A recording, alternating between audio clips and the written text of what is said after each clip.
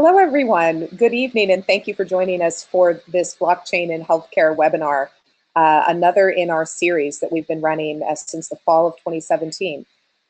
This event is focused on health data interoperability, history, standards, barriers, and the impact that we see with distributed ledger technology. I'm honored to have three esteemed panelists with me this evening, and I'm going to be asking them to introduce themselves in just a moment. And this is the event format that we're going to be going through this evening. Everyone is on listen-only mode, so you don't have to worry about muting yourself. Please capture your questions as we go through the event in the question and answer dialog box, and we will be taking you on and off of mute during the facilitated Q&A session in the last 45 minutes of the event. Jim, would you like to go first, introducing yourself? Sure. Yes. Hi, Heather. I'm Jim Nasr. I'm, I guess, a technology professional by skill and background. I was formerly, just until about a month ago, the chief software architect at CDC and heavily involved in modernizing some of our scientific applications as well as some blockchain activities. And then just since January, I've joined a company called Synchrogenix, and essentially, which is in the pharmaceutical space with services and products in that space, and essentially trying to do similar things in life sciences. Thank you so much. It's an honor to have you here. And Geoffrey. I'm Geoffry Roberts. I come out of software development, and I'm now working more in the DevOps world. I participated in Hl7 for a number of years with the University of Nevada, Las Vegas, representing the Department of Energy.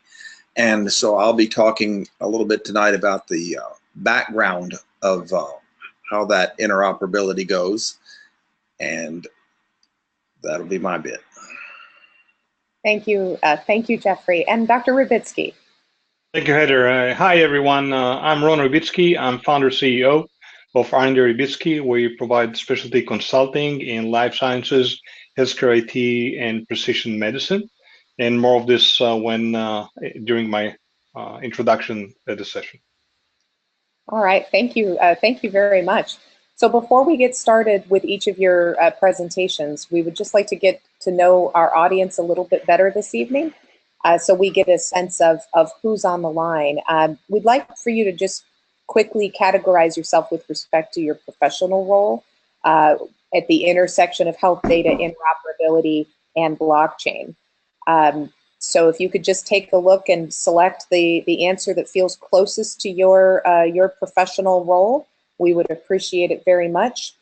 We've got 40% of the audience has voted. We just, if you can quickly click on that poll, we would sure be appreciative. All right, it's going up quickly. Thank you guys. You're obviously a really helpful and engaged audience. Many thanks. Okay, so here's the results of who our audience is this evening. Thoughts on this, any of our panelists? This is Ron. Great crowd. I really love the diversity representing the different stakeholders. Very consistent actually throughout the webinar series. Looking forward to exciting interaction and learning actually from this very diverse audience. Thank you. Mm-hmm. I agree, Heather. It's good to see such a high percentage of folks with a technical background in the IT solution development space. That's good. We can go deep. Yeah, absolutely. Absolutely. All right. So with that, so Geoffrey is going to go first, give us history and context, and I'm going to make you presenter, Geoffrey, and the others of us can drop off of webcam temporarily, and then I will be moving it to Dr. Ribitzky next. Okay. I'm going to be talking about health system interoperability and basically how we got to where we are in this space. The way it was back in the 70s and early 80s is in healthcare as well as other industries, if you want things to interoperate, buy everything from me. This is what a vendor will tell you. And it produced problems. One of them was what we call vendor lock-in. Once you have one of these people in your shop, it's hard to get rid of them. That's how IBM built their business, doing just that. Also, one of the shortcomings of this approach, of course, is no one company seems to be able to be all things to all people. They'll have one good product, but some of the others will leave something to be desired, and the customer wants to purchase yet another system, but they don't interoperate. So that's why HL7 was formed. What HL7 sought to do was to create, and I call it, this is my words, a lingua franca between health systems, a common tongue that they can speak. And so what HL7 did is they came up with a system of standardized messages. They called it version 2. If anyone writing a healthcare system would develop it to handle these messages, they were published standard, then all health systems could talk to each other. Here's an example of what one of these messages looked like. This is version 2. This message is talking about employer name and organization. Don't worry about the nitty-gritty of it. It's kind of hard to follow. It's what we call EDI format, and you notice we call it pipe and hat notation. The vertical bars separate fields, and then they are subdivided by these little caret figures and so on and so forth. And this works by shooting these messages. They're just text messages. They shoot around the network to update or query or what have you with the various systems. Here's a picture, kind of hypothetical, of what that might look like. This is a ordering of a medication. There's an order system that sends this number 1, sends out an order message to the pharmacy system. Then you can see on the right the nursing system. There's a responses back in forms of encoded messages, number 2, 3 other responses, 4 other responses, and 5 some final administrative messages coming back to the originating system at the end of it. Just to give you the flavor of it, these large boxes represent computer systems that may have been purchased from different vendors or different providers, and without coordinating with each other, they all uphold the messaging standard. Kind of the problem with the version 2 standard is some parts are standardized, but not everything. There's a standard part of the message that everybody adheres to, but in order to get agreement and to make the whole thing work, they had this concept called Z segments, which are highly optional. So when you bring in let's say you bring in a hematology system, you want to know how they handled their Z segments this way or that way so that you can interface it with the rest of your system. So getting a message transaction going becomes a little programming project, so to speak.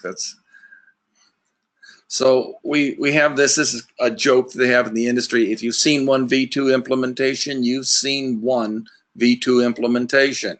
They all tend to be unique. So what do we do about this? Well, a vision of version 3. They tried to create version 3 and squeeze out the optionality.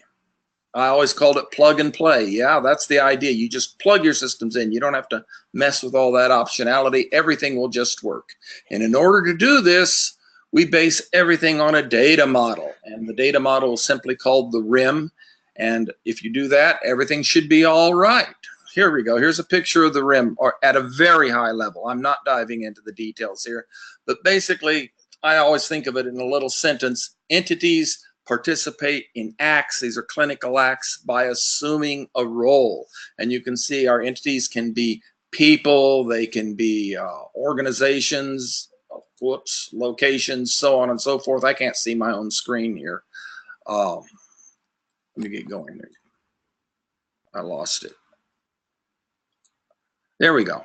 And the acts, these can be patient encounter, observation. You can see the list there, but the role is what a person would become a patient in this act. Another person might be a practitioner in this act, and so on and so forth. That's how version 3 was designed to work. Every data element in a message, and we're still working with messages, will be tracked back to a happy home in the RIM. What happened? It was too hard to implement. Mere mortals needed help, and now we're touching on what I worked on so much, is trying to get software tools to support all this, and it wasn't easy. But that's what happened with version 3.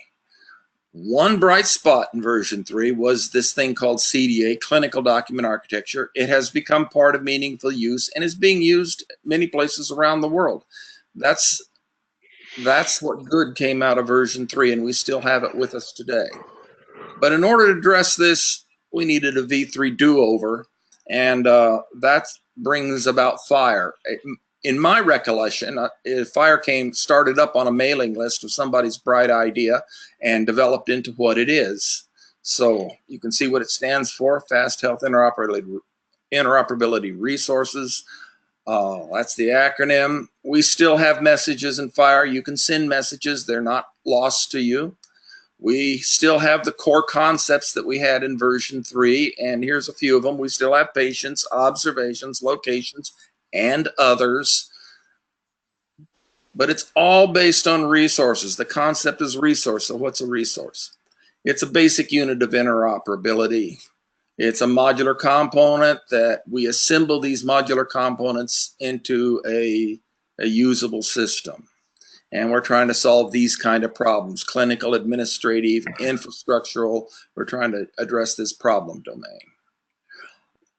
Basically, FHIR hits about 6, I don't know, you could make a bigger list if you wanted to. It's strong on implementation, dealing with one of the weaknesses of version 3. You can have implementation libraries. The spec is free. That's a nice thing. You don't have to pay for it. It's founded on web standards, and here we give you one of the important ones, which is restfulness. And I like this last one. It does support ontology-based analysis, which I think is a strength of the standard. And then we have SMART on FHIR. Heather asked me to touch on this. SMART got started apart from FHIR, but now we tend to think of the two together. SMART is a JavaScript client library. It's all about the browser. It's all about the UI. FHIR, think of that as sitting in the data center somewhere, and the two interact. Here's what SMART stands for. It's a kind of hard to read off, but you can read that. The SMART objective is this concept: write once, run anywhere in the healthcare system. Sort of sounds like what they used to say about the Java language. Write once, run anywhere. And there is a SMART app gallery that you can look at. Just Google what I have on the screen here, and it'll come up for you. And you can look through. There are quite a number of little SMART widgets that you can look at. They would take us all night to talk about them. So I've left it at that. Let me see, what else do I have? Oh, blockchain and FHIR. How do blockchain and FHIR work together? Well, I'll tell you. This is an emerging area, which is good. It's fertile. I see provenance coming forth. I see people addressing this problem as we interoperate, as data moves from one place and gets used by someone else, either viewed or modified or updated. The ability to do the provenance, we're talking chain of custody, those kind of things. I think blockchain, this is an early, most likely to succeed winner. And that's the end of what I have to say. All right, thank you so much, Geoffrey.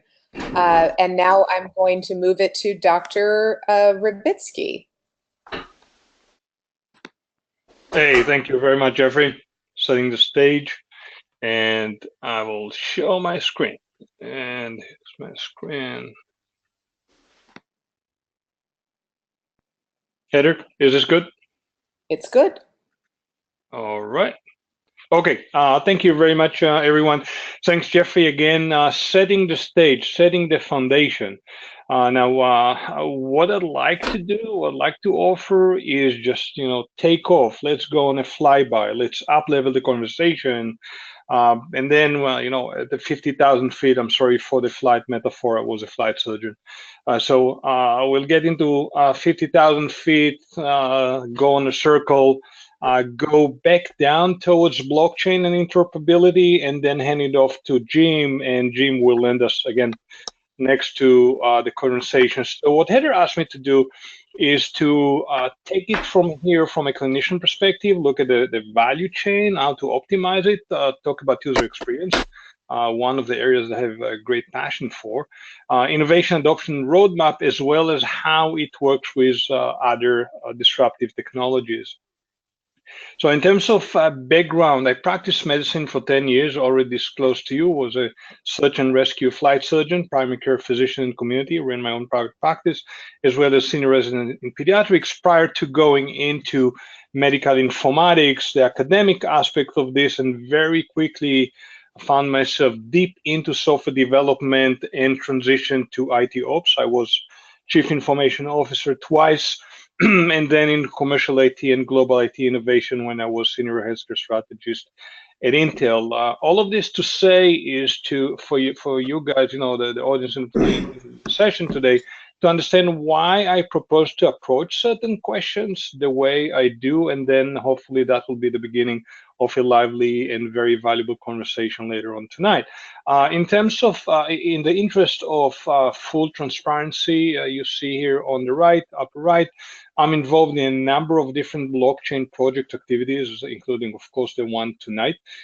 There were previous sessions in the series that Heather so very well, put together.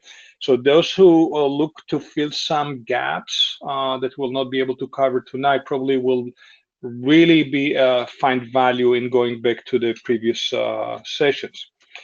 But before we take off, as everybody we take the safety belts and then just strap ourselves ready to go. I'd like to propose a question to everybody, and please take a moment to think about it. Perhaps you may want to take a note about this question. We'll come back to this question at the end. That will be the wrap up, and I will offer my point of view, right, wrong, or different, but then nevertheless will be my point of view of what ties blockchain in healthcare, user experience, and semantic interoperability together in order to generate return adoption and look for Heather. Perhaps so that's maybe another topic that we may want to expand on. So in terms of the disruptive technology, clearly healthcare is disrupted. And actually, I'm very excited. I think I had conversations one-on-one with about, a dozen participants tonight, people who told me that they did sign up. They found it very exciting. And had one-on-one conversation. I can tell that reflects my experience dealing in that space for the past, a couple of years. I see kind of two schools of thoughts. Those who said, forget it, it's a shiny object. It just hype. It came in and it will go like any other shiny object. There's another school so that says, calm down, there's notion of hype cycle, but let's look at that closely, what we see, and I would submit to you guys, also what I see personally, is I see blockchain and blockchain in healthcare goes through a very normal, in the clinical practice, we call it natural course of disease. So likewise, I would call it natural course of innovation coming into our space. So let's see what we can do about it. Another aspect, remember, we already took off, we're climbing, we are like 20,000 feet and we're going to 50,000. But before that, I suggest to the forum again, hopefully there will be a debate about it, that without consumers, there's no healthcare. So consumers begin to play more and more critical business and operational role before we go to the technology aspect of this, particularly when it comes to blockchain. Another aspect that we continue to climb high, right? We're now at 40,000 feet. Looking around the world at those tech giants, or what we are used to refer to as the horizontal players, the Googles of the world and Apple of the world, Intel and Microsoft of the world, there are horizontal solutions across industries. And what I do see is verticalization of those horizontal giants. And this is because everybody realizes a ton of money to be made in healthcare, life sciences, and precision medicine, particularly because of aging population, chronic disease. There are a lot of government money going into those initiatives around the world. And the notion of, let's do something just because we can, right? That's a technology innovation. And then what also rises is the notion that content begins to be suddenly very, very valuable in addition to enable transactions like Geoffrey was talking about, the messages and making sure the two systems can interplay, there's a big need to consume a lot of data to AI, but it doesn't stop at artificial intelligence, it goes to machine learning and deep learning. I chose Apple to express, my thoughts in terms of the epitome of disruption. So Apple appears to me as obviously being able to execute, but very, very focused execution with precision. As we look back, I think now it's about 24 months, give and take. Step after step after step, Health Hub, the HIMSS kit, Research Kit, Care Kit, these are platform development platforms that invite the ecosystem to play, which are the ingredients that I hear time and again in the blockchain space, right? An open and democratized environment that many different players will be able to come in and play. And of course, Apple's declared formal commitment to standards that Geoffrey was talking about, Hl7, CCD, XML, and we heard about FHIR. All the way to the most recent announcement just a couple of weeks ago, Apple is now an electronic health record provider like Epic and Cerner, right? And there were some talks that Apple is kind of considering buying practices. The other aspect that fascinates me in Apple is their obsession with user experience. And when we talk about interoperability, I found it fascinating, the notion that it's really, they work together beautifully. You buy a product from Apple. I don't have financial interest in Apple, but there's some key learnings I believe that we can lift off, and we should lift off. So interoperability UX is phenomenal. It is standardized. Geoffrey talked about the efforts over the past few decades to standardize Exchange.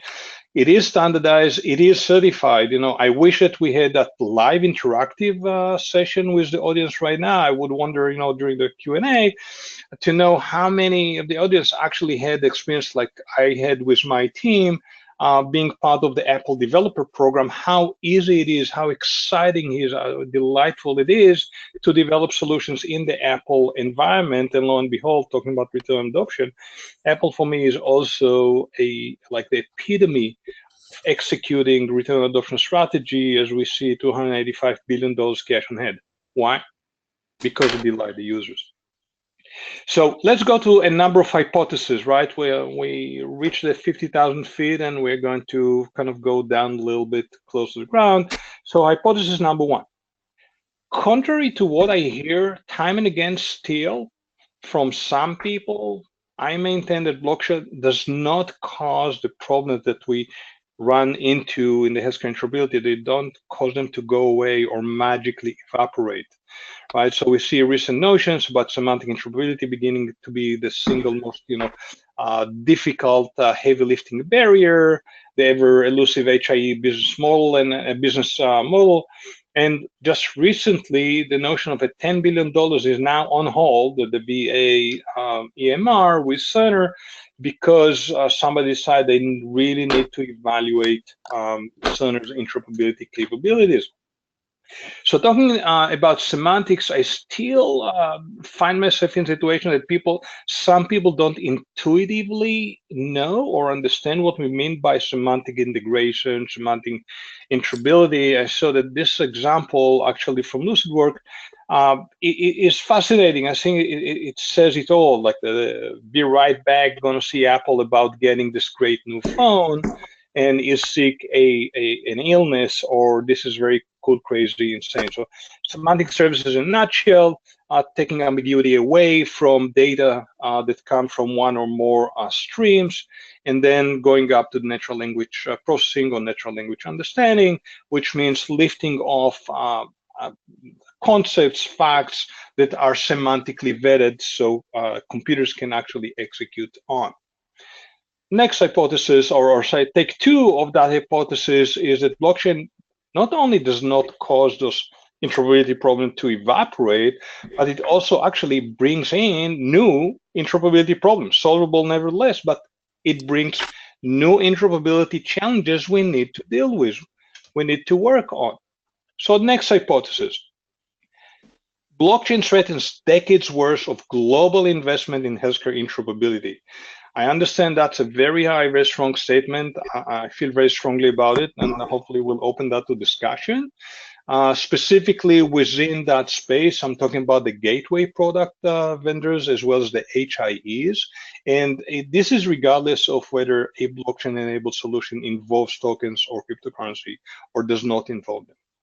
Now, having made that statement and interacting with some people, I hope that are on the call today, I was asked to clarify the statement, so here it is.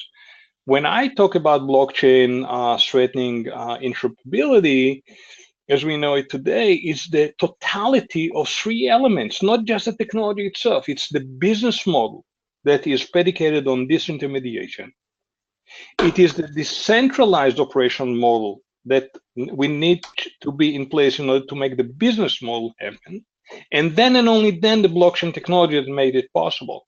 So when I take that lens, right, around the world and look into blockchain projects and then reading the white papers and so on, I can report back to the forum tonight that I see something along the line of three classes, three categories of blockchain in healthcare.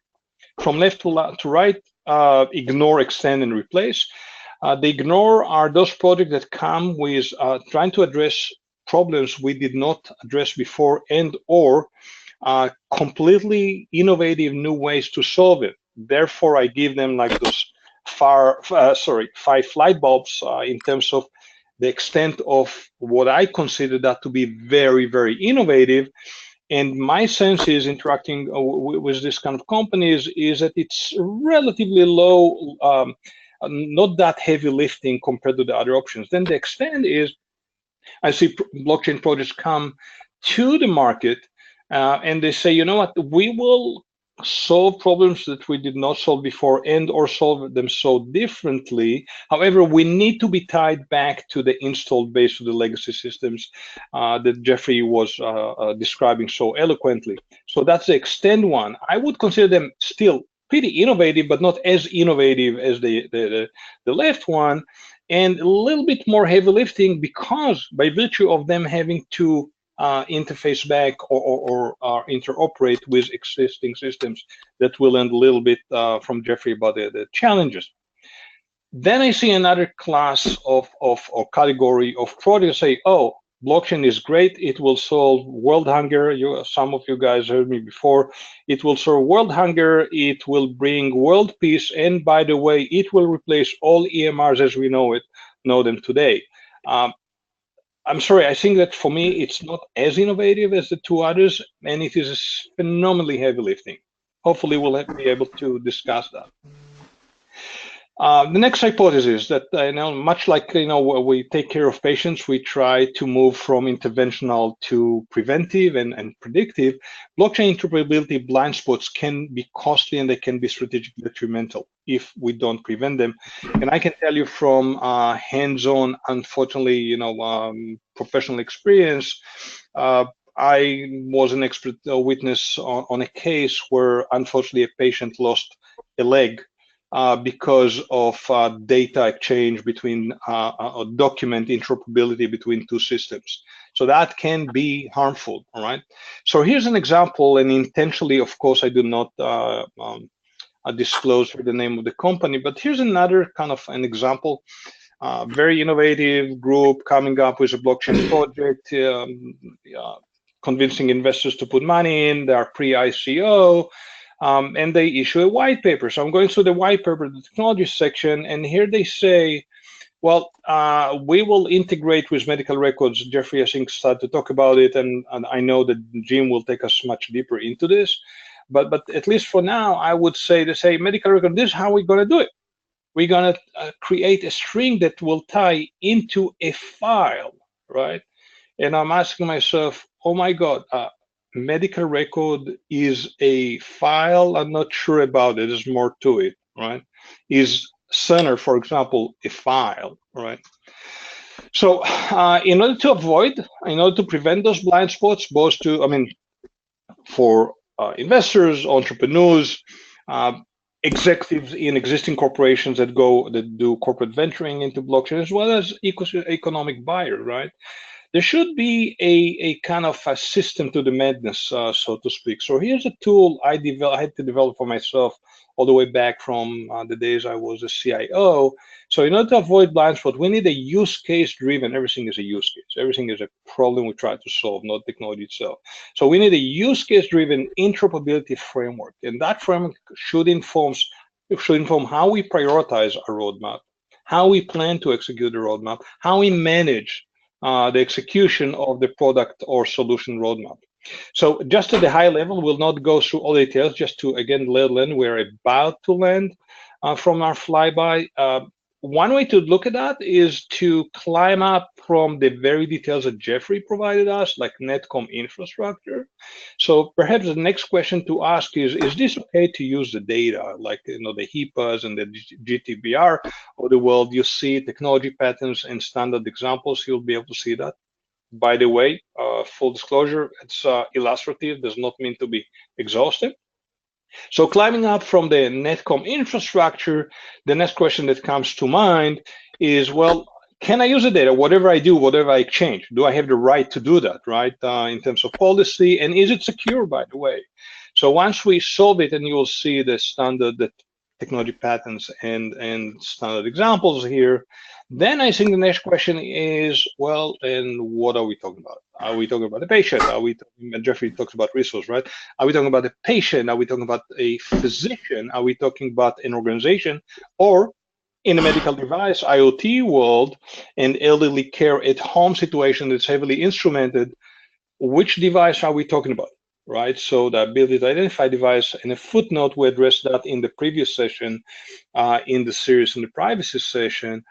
And that is that to date, if everybody goes to the CMS website today, we'll find a statement: there is no standard today, from a US government standpoint at least, there is no standard to uniquely identify a patient. There are NPI, but others.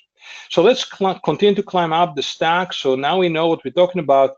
Then the next thing that comes to mind, to me at least, is what Geoffrey was talking about. The data exchange, the Hl7 data exchange. Here's a set of data. I will send it to Geoffrey, and Geoffrey will be able to open the envelope and take it from there, right? So this is where the Hl7 comes to mind, and DICOM and others. So the next one is, okay, so Geoffrey got data from me. He'd better ask the question, well, what does it mean? He talked about, when you've seen V2, you've seen just one V2. In parallel analogy, I can tell you, I have seen from a single healthcare organization more than a dozen ways to express in the computer system, in this file, so to speak, hemoglobin A1C. Right? So semantic interoperability, to make sure that we take ambiguity away from the data stream that we get. So now that we can understand, or the computer can comprehend, what data we're talking about, what does it mean, then the notion of document exchange. What does it mean to say? It means, oh, hey, Geoffrey, can you take some data sets? I'll describe you the kind of data set. Can you package it to me in something that we in the real world call document? Just send it as a document package to me, and I will then take it from there. So Geoffrey says, okay, Ron, here is the document. But then the next question to ask when we climb up is this knowledge exchange. So what are we going to do with it, right? What's the next best action here? So the whole section in the interoperability space that you see here, that creates technology, created and continue to create technology as AI come to it very, very quickly. That says, okay, now the system can execute against the data that is semantically vetted. Well, let's climb up a little bit, and that takes at least me to service level interoperability that says, you know what, Geoffrey or Jim, here's a patient ID. Can you send me all the data that you have about this patient, a service level interoperability? Give me that as a service. I don't need to specify this document, CDA or XML or whatever. Just send me what you got, right? And I will take care of that.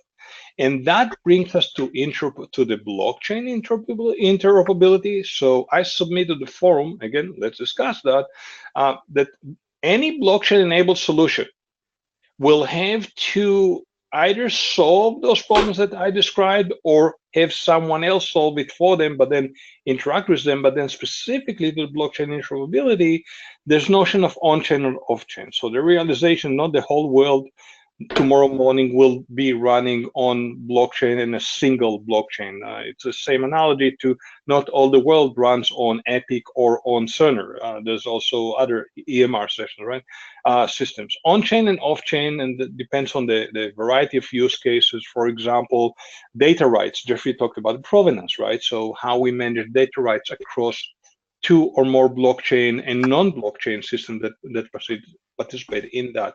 Smart contracts, cryptocurrency exchange, highly recommend. Really regret that David Holding from Intel was not able to join us today. I highly recommend go on his LinkedIn profile. He publishes relentlessly, a lot of insights about blockchain and interoperability, and he talks about the stuff very, very valuable. So then the question is, okay, so where do I get this standard spec? Geoffrey talked to us about the Hl7 and Smart and Fire. There's so many other standard organizations. So from time to time, I do run with my clients into this question. So which one is good for us, right? So it came down in my real world experience to 3 choices in the following sequence, right? First of all, what's your MVP, minimally viable product, and what's the scope of the data that you need to maintain in MVP? Once you understand the scope of the data and the solutions you want to provide, then figure out, map out what standard bodies are best for you, the best fit for you. But then I would caution to do the rate and ranking exercise to try to figure out those that are really going concern that are active versus inactive. There are many that have great positioning, great messages. They came and went and died, right? So make sure, like Continua, for example. So rate and rank going concerns versus inactive versus hopeful. And also look at the rate and scale of adoption, right? How many organizations actually use that in production? And then there's tons of IP in standard bodies, even those that may not be active today, that you don't have to reinvent the wheel. So just to wrap up, it all has to come down, I would suggest, to a roadmap, and the blockchain roadmap construction and evaluation capabilities are needed to drive both capital efficiency, successfully manage the product and the program, and avoid blind spots, whether interoperability or others. Again, at a very high level, we don't have time to go deep into details where you see the game plan icon or graphics. There's so many places that I see that interoperability comes into place. So for example, if I'm an investor and you come to me and you ask me to invest in your blockchain project, or I'm a potential partner, you ask me to join the ecosystem environment that you will run, here are the questions that I will ask you about what's your interoperability play. Do you have the capability to deal with that? Do you have budget to deal with that? And how you lay it out on the roadmap, all the way from idea on the lower left side to making tons of money about it. That's return on adoption, as we saw in Apple. And finally, as I promised, in my view, trust is the single element that ties blockchain user experience and semantic interoperability, to drive return on adoption. And the point is, blockchain introduces new model of trust, disruptive model of trust. I keep hearing, not as I used to hear, the notion that blockchain is a trustless. My personal point of view about this, that I will not do business with anything that I cannot trust. In contrast, I would propose that blockchain offers a new model of trust. The notion of semantic interoperability and trust is to trust that the data is meaningful as opposed to not just misinformation. And trust the data is one of the key principles for any user experience designer. And all of this comes to return on adoption. And now you have it. Back to you, Heather. Thank you so much, Dr. Ribitzky. I know it's going to foster lots of great discussion. So our third and final presenter before we begin the panel discussion is Jim Nasr, and I just made you presenter, Jim. And if you want to show your webcam, And Dr. Ribitzky, you can drop off until we, oh, I'm sorry. Actually, I'm actually going to be presenting these slides. Yes. There we go. Okay. Take it away, Jim. Excellent. Thank you so much, Heather and Geoffrey and Dr. Ron. That was really good. Actually made my job quite a bit easier, and I can just segue quickly into it. So just before I jump into my prepared material, I am, as I mentioned at the beginning, really a technologist by profession. I've implemented blockchain myself and my team at the CDC and continue to do so in my current role, and really I would say kind of a pragmatist from a overall perception of blockchain and what we can do, what we can't do. So take it for, I guess at that face value, but I think there's a lot of hype and there's a lot of noise about blockchain that's distracting from the signal, and the signal is some really interesting things, but certainly the token generation events and many other things that people throw out there, such as you can remove intermediaries from well-established businesses overnight and things like this, I think are kind of naive and not really what I kind of subscribe to. Anyways, moving on though, I think what is happening, at least what I see happening in the world of healthcare is a real change in the context of who is getting involved, and I think that's a tremendously exciting thing, and also quite scary, I think, for many incumbents. And the way I see it, and I think you guys have seen this already just recently. For instance, this thing that you see on the screen is from The Economist from about I think a couple of weeks ago. So talking about the Apple and Amazon moves into healthcare. Dr. Ron did a great job talking at length about what Apple's been doing with the various consumer products that they've put out there in ResearchKit and things like this. Amazon's making a big move with JP Morgan and with Warren Buffett. And you may have heard Buffett himself say that just a couple of weeks ago that he considers healthcare, U.S. healthcare, a tapeworm on the economy. So big influential organizations are getting into this and putting a lot of money behind it. If we move forward, some other examples of what's happening. Again, Alphabet, Google has been, I don't even think it's really particularly quiet unless you've not been paying attention. They've been putting a tremendous amount of money behind all kinds of health startups, as well as Verily, their own entity, and I think there is a trend that you can kind of detect, with the so-called four horsemen being engaged in this, and then the next slide basically talks about Facebook and what they're up to, though not as overtly about healthcare, but much more about identity management. But really, these are organizations that are very, very good at dealing with data, right? That's how they've made loads of money. You think about Facebook, their content comes from every one of us, right? They don't create content.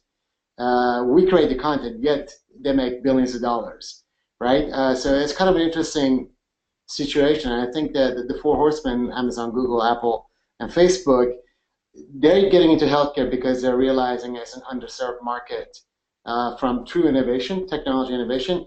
Also, I think they're realizing, this is my personal hypothesis, that data is becoming currency in this industry. And I think, I'm actually a big believer that I think there's going to be a lot of change, and there's going to be a tremendous amount of pressure on incumbents, many of whom, frankly, have a very, very large comfort zone right now. Geoffrey was mentioning Hl7 too. Well, that is the standard. It's been around for, seems like forever. But that is the standard, by and large, for at least for public health data exchange, and that's the kind of the, if you like, the standard data format and data exchange mechanism. But it's really nonsense. I mean, it's very, very difficult. It's not interoperable to anything new. And if you want to do anything useful with it, most likely, I mean, anything outside of existing incumbent technologies, you'd want to convert it to some other type of data schema or data format, such as JSON or CSV, to make it readable with other systems. Anywho, moving on from here, I guess the question is it blockchain, because that's the topic for today. And I think my experience is, it's not really just blockchain. I think blockchain is a piece of it, but there's some other deep lying issues, and we kind of need to go from here to there, in the context of healthcare and pharma to a large degree, because these are common issues. So not to belabor every one of these kind of pictures here, but they're fairly self-explanatory. I think that the world that we're in is largely siloed systems, siloed data. The world that we are going to, and I think that the world that the Amazons and Facebooks will want to go to is much more open, where data by definition, is interoperable. By design, is interoperable.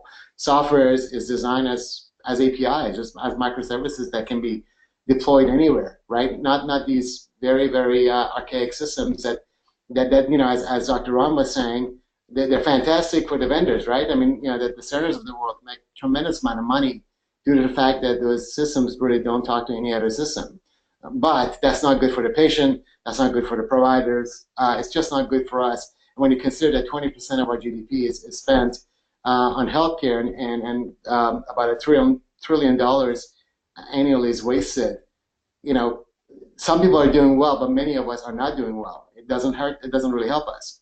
So interoperability is at the top corner on the right side. Again, most of these systems are not interoperable. I think in the world of the future, I don't believe in the concept of one giant, quote unquote, integrated system or consolidated system. To be honest with you, I largely don't also believe in standards are going to fix everything. I think largely standards are behind the times, and by the time they catch up, and it takes a long time to adopt, we have moved on. For instance, I don't know of any standard body who has done anything with IoT, with machine sensor data for health. Yet we see that as being a predominant way of generating real-world evidence data. So just many examples. But I think what I see in terms of interoperability is many systems that are that do a function that is unique to what they're designed to do. Yet they can exchange information.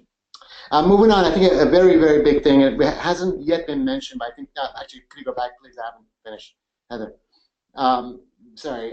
So a very, very big concept that I think we need to be aware of is that there's an enormous amount of data from all kinds of places, not just traditional systems, but from everywhere.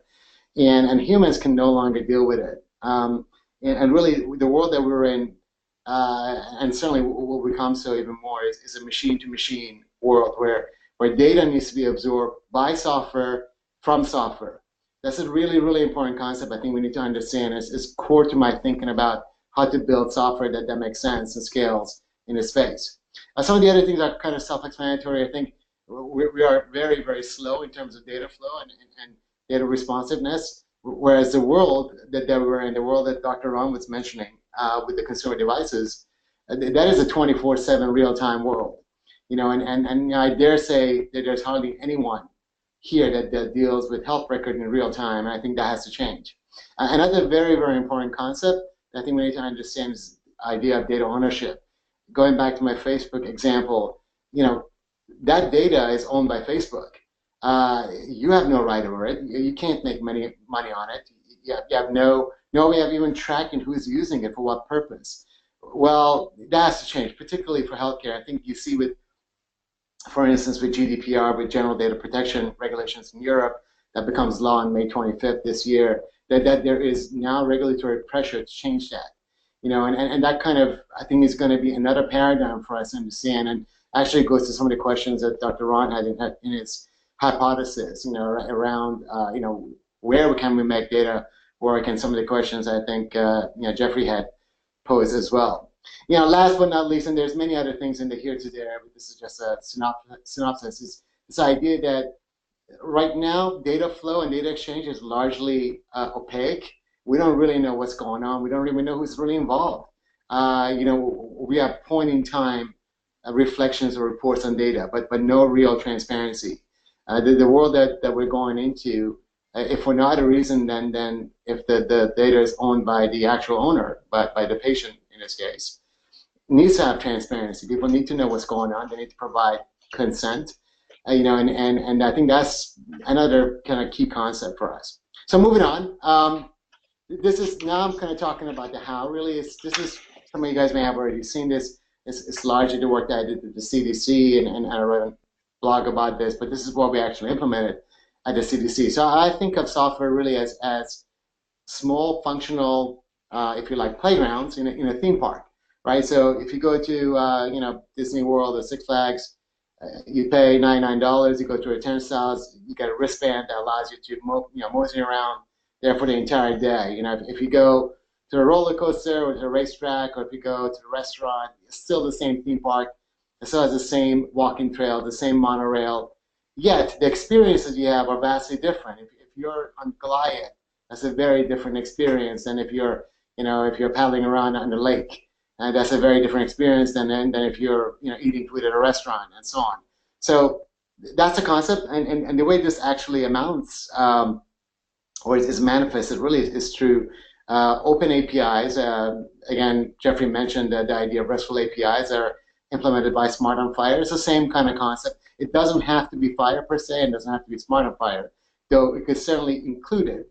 The way we built it in this playground, or rather this theme park at the CDC, was essentially a number of functions that were exposed as open source through open source technologies and open RESTful APIs that were all documented and cataloged and were available to anyone to use. In fact, not just anyone at the CDC, but anyone within the HHS family of agencies, and that was done by design.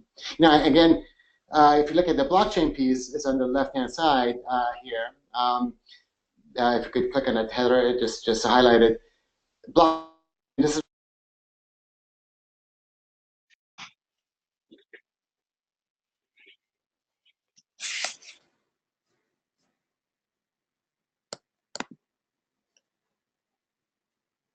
Jim, I think we lost audio. Jim, can you hear me? Yes, can you hear me now? We can. I think if you wouldn't mind repeating the last 10 seconds or so. Oh, sure. I apologize. Yes. So what I was saying is going back to comment about what is on-chain versus off-chain. Well, if the circled playground is what you would consider on-chain, which to me as a technologist is really just hash encrypted references to data, the rest of it is what you would consider off-chain, right?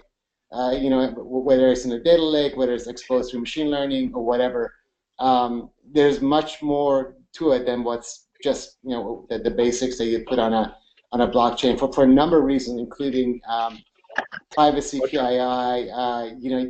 There's only little that you can put onto the blockchain. Of course, scalability and performance is a part of it at this stage too. So moving on, Heather. Yeah, so again, this is not really a kind of a discussion too deep on the technologies, but the theme park is more than just what you see functionally. There's a large software layer, what we call the blueprint layer, which is largely open source software, modern open source software and microservices, and then also a DevOps layer, which is essentially your kind of Docker container DevOps technologies and continuous integration, continuous development, real-time monitoring, and fairly sophisticated technologies to make the rest of that look seamless and actually work as expected. Moving on. So blockchain for healthcare. I think I already mentioned this a little bit, but I'm a big believer in if you are going to make some changes, just like you look at economy and economics, there are signals for externalities and economic externalities, and I think there's a number of them here in this space. But here's a couple. GDPR, where we talked about this, it becomes law and it impacts anyone who has a European customer. So effectively, almost all U.S. Larger scale U.S. companies and much of the organizations in healthcare, and then below the Drug Supply Chain Security Act, which becomes law in 2023. But effectively, what it means is that every single piece of documentation for a compound that goes to the FDA has to have a digital trail. Well, I mean, that's when you consider that there's about 1 million pieces of artifacts per compound that goes to the FDA, and that right now that the life sciences industry is nowhere near being able to do this, and all the number of stakeholders in the mix, this is quite a big carry. And it's one that I think is going to necessitate many of the firms in this space and many of the folks in this space to look at different technologies to get there. Moving on, my last slide here really is just going back to being pragmatic. You know, the question always comes up, okay, this is all well and good, but you know, where can we start with blockchain? So my suggestion is basically what I kind of propose here is look at supply chain. There's many things you can do that don't even necessarily require external partners that will give you benefits, market benefits, improve the business, improve ultimately improve patient outcome. If you just take this kind of step-by-step approach. So, for instance, compliance. For many data usage agreements, data usage exchanges, or data exchanges rather, there is data usage agreements that you know, by regulation or by policy have to be adhered to, such as you can only read this kind of data, it can only reside, you know, in the storage for X amount of time, so on and so forth. So, you know, that is something that I think we can certainly put on the blockchain. We can codify it. It's relatively straightforward and it doesn't require a tremendous amount of logic. Yet it is something that will meet compliance. And right now, I think in my experience, that is something that if you ask many of these organizations, are you compliant? They couldn't prove it. You know, in fact, many of them, you know, would say they're not really. But it certainly couldn't be proven. Step two, you know, beyond compliance and codifying, you know, kind of simple rules in terms of data usage agreements and things like this, is really transparency. Because, you know, if you're compliant, to make it transparent to blockchain, you know, is a relatively trivial effort, you know, and one that could be done in real time. To me, steps 1 and 2 are doable right now. I can think of many use cases, and the CDC we came across and developed many use cases to do so. I think steps 3 and 4, step 3 is a little bit more complicated because now you have to take business logic and automate it using on-chain smart contracts and code, as well as off-chain activities and APIs and things like this.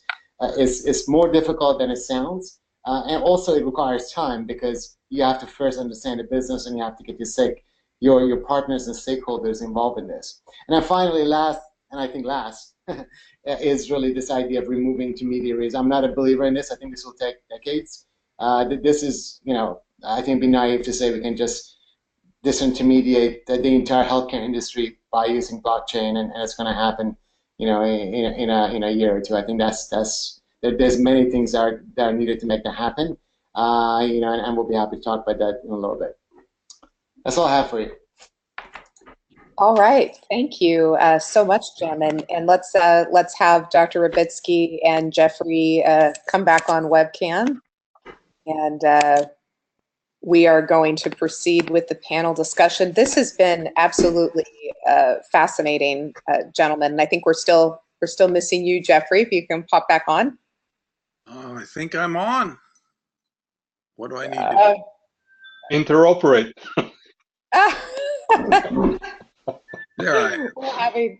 There you go. Okay, thanks, guys.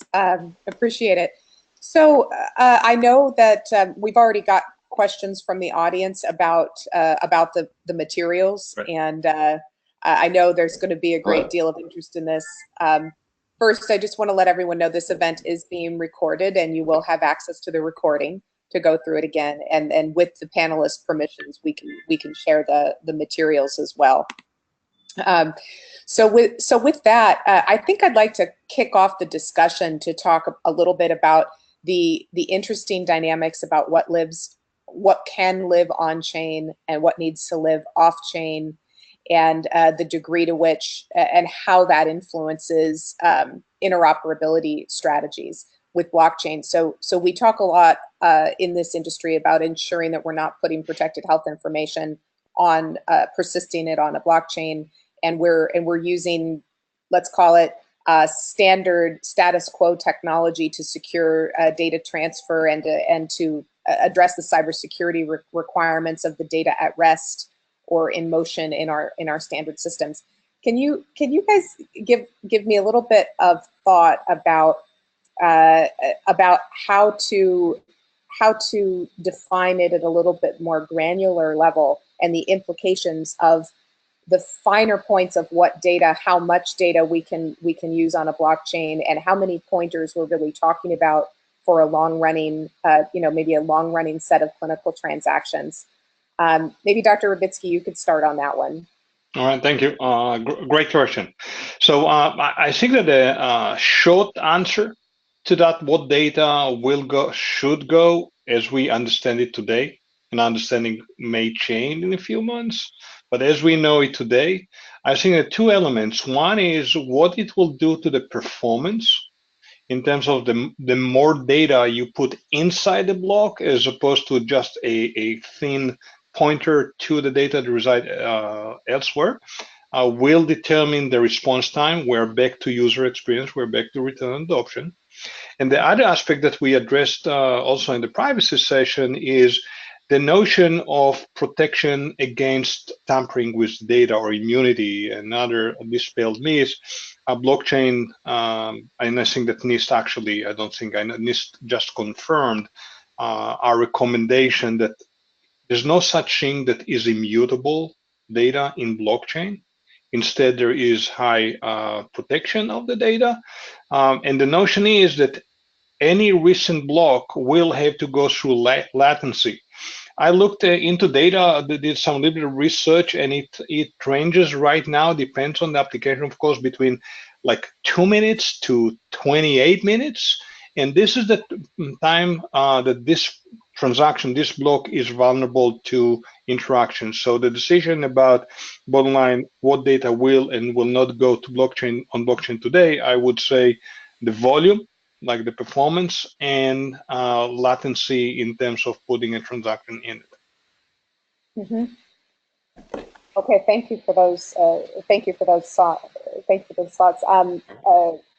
Geoffrey, Jim, would one of you like to react to that question as well? Yeah.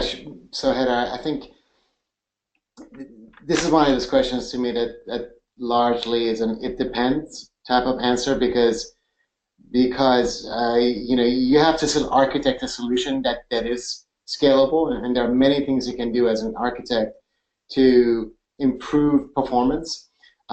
Also, I think that there's, again, this gets a little bit complicated, and I don't want to derail our conversation, but it gets into what blockchain protocol, is being used, and how you're using it. So, for instance, I think that, if we're talking about Bitcoin, obviously, that is a public protocol and not necessarily one that we want to use in this kind of situation. But even Ethereum is very slow and it's quite inefficient. However, it's got a different consensus approach. Right? It's not a proof of work. It's a proof of, well, it's leaning towards proof of stake. However, if you want to experiment with some of the more exotic kind of consensus algorithms, such as what is called the directed acyclic graph. Yes, exactly. That is one that is not, fundamentally is a very different approach to, how what we think of as blockchain consensus for proof of work. And it's much, much faster. If you look at IOTA as an example, right? And their transaction speed is night and day compared to Ethereum. Same thing with hashgraphs.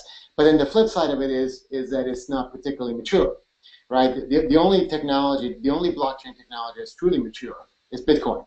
The Bitcoin network is mature, right? So it's one of those things that I think it depends. My personal opinion is this.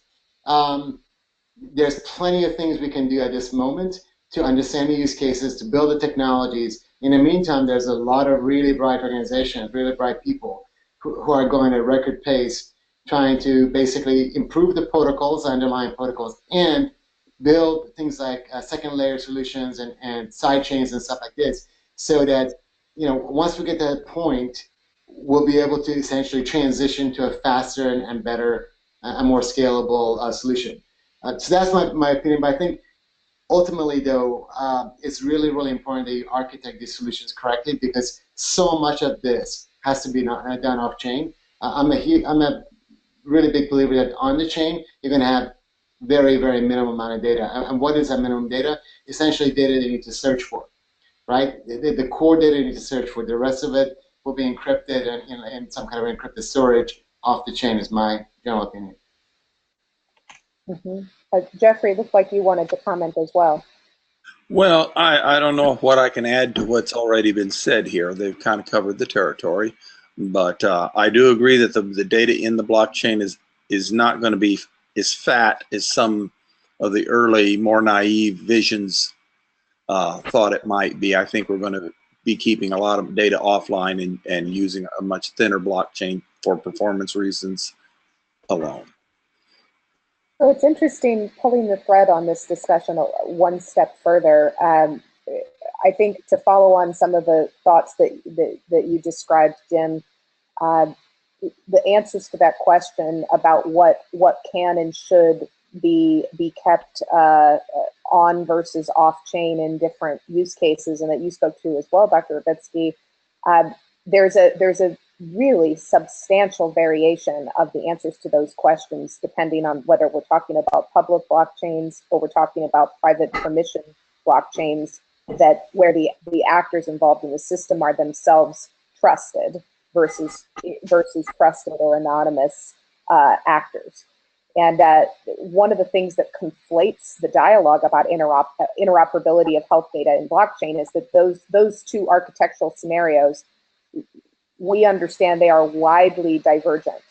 And I'm not making a value judgment about their goodness or badness or anything, but they're very substantially different sets of circumstances, yet our discussion about what should and shouldn't be on and off chain tends to be stated in this definitive binary kind of way.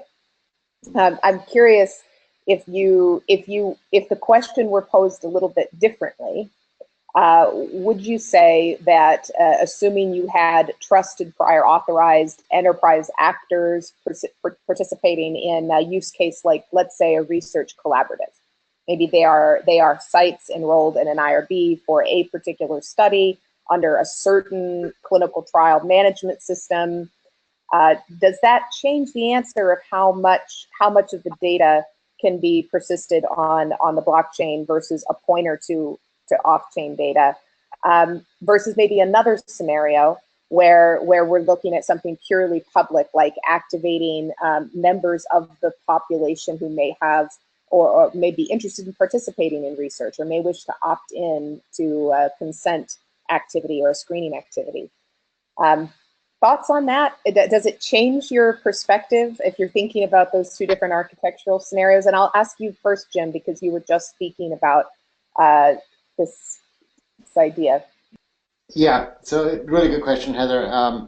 So let me first say I'm a big believer in the public blockchain. I think certainly for public health, which is the world I was in, it made tremendous sense. I think for many use cases in healthcare, it makes tremendous sense. If you look at disease movement, it's not limited by jurisdiction, by geography, and also there are certain people, there are many people, in fact, who really, when they think of blockchain, public blockchain is really their definition of blockchain. And I think, and again, I'm a technologist, and that's really what I've been doing, implementing solutions for a long time. The question that comes to my mind is, okay, if you're talking about a private blockchain, do you actually need blockchain, right? Because if it's a private blockchain and you're inviting a select group of people to become members in it, in some kind of a consortia, well, I mean, that's an extranet, right? You can do that already. Why would you want to have the restrictions and limitations of blockchain if it's just a, so I don't know. I'm a little bit skeptical about that, and I think there are a number of vendors, who are making a case for it.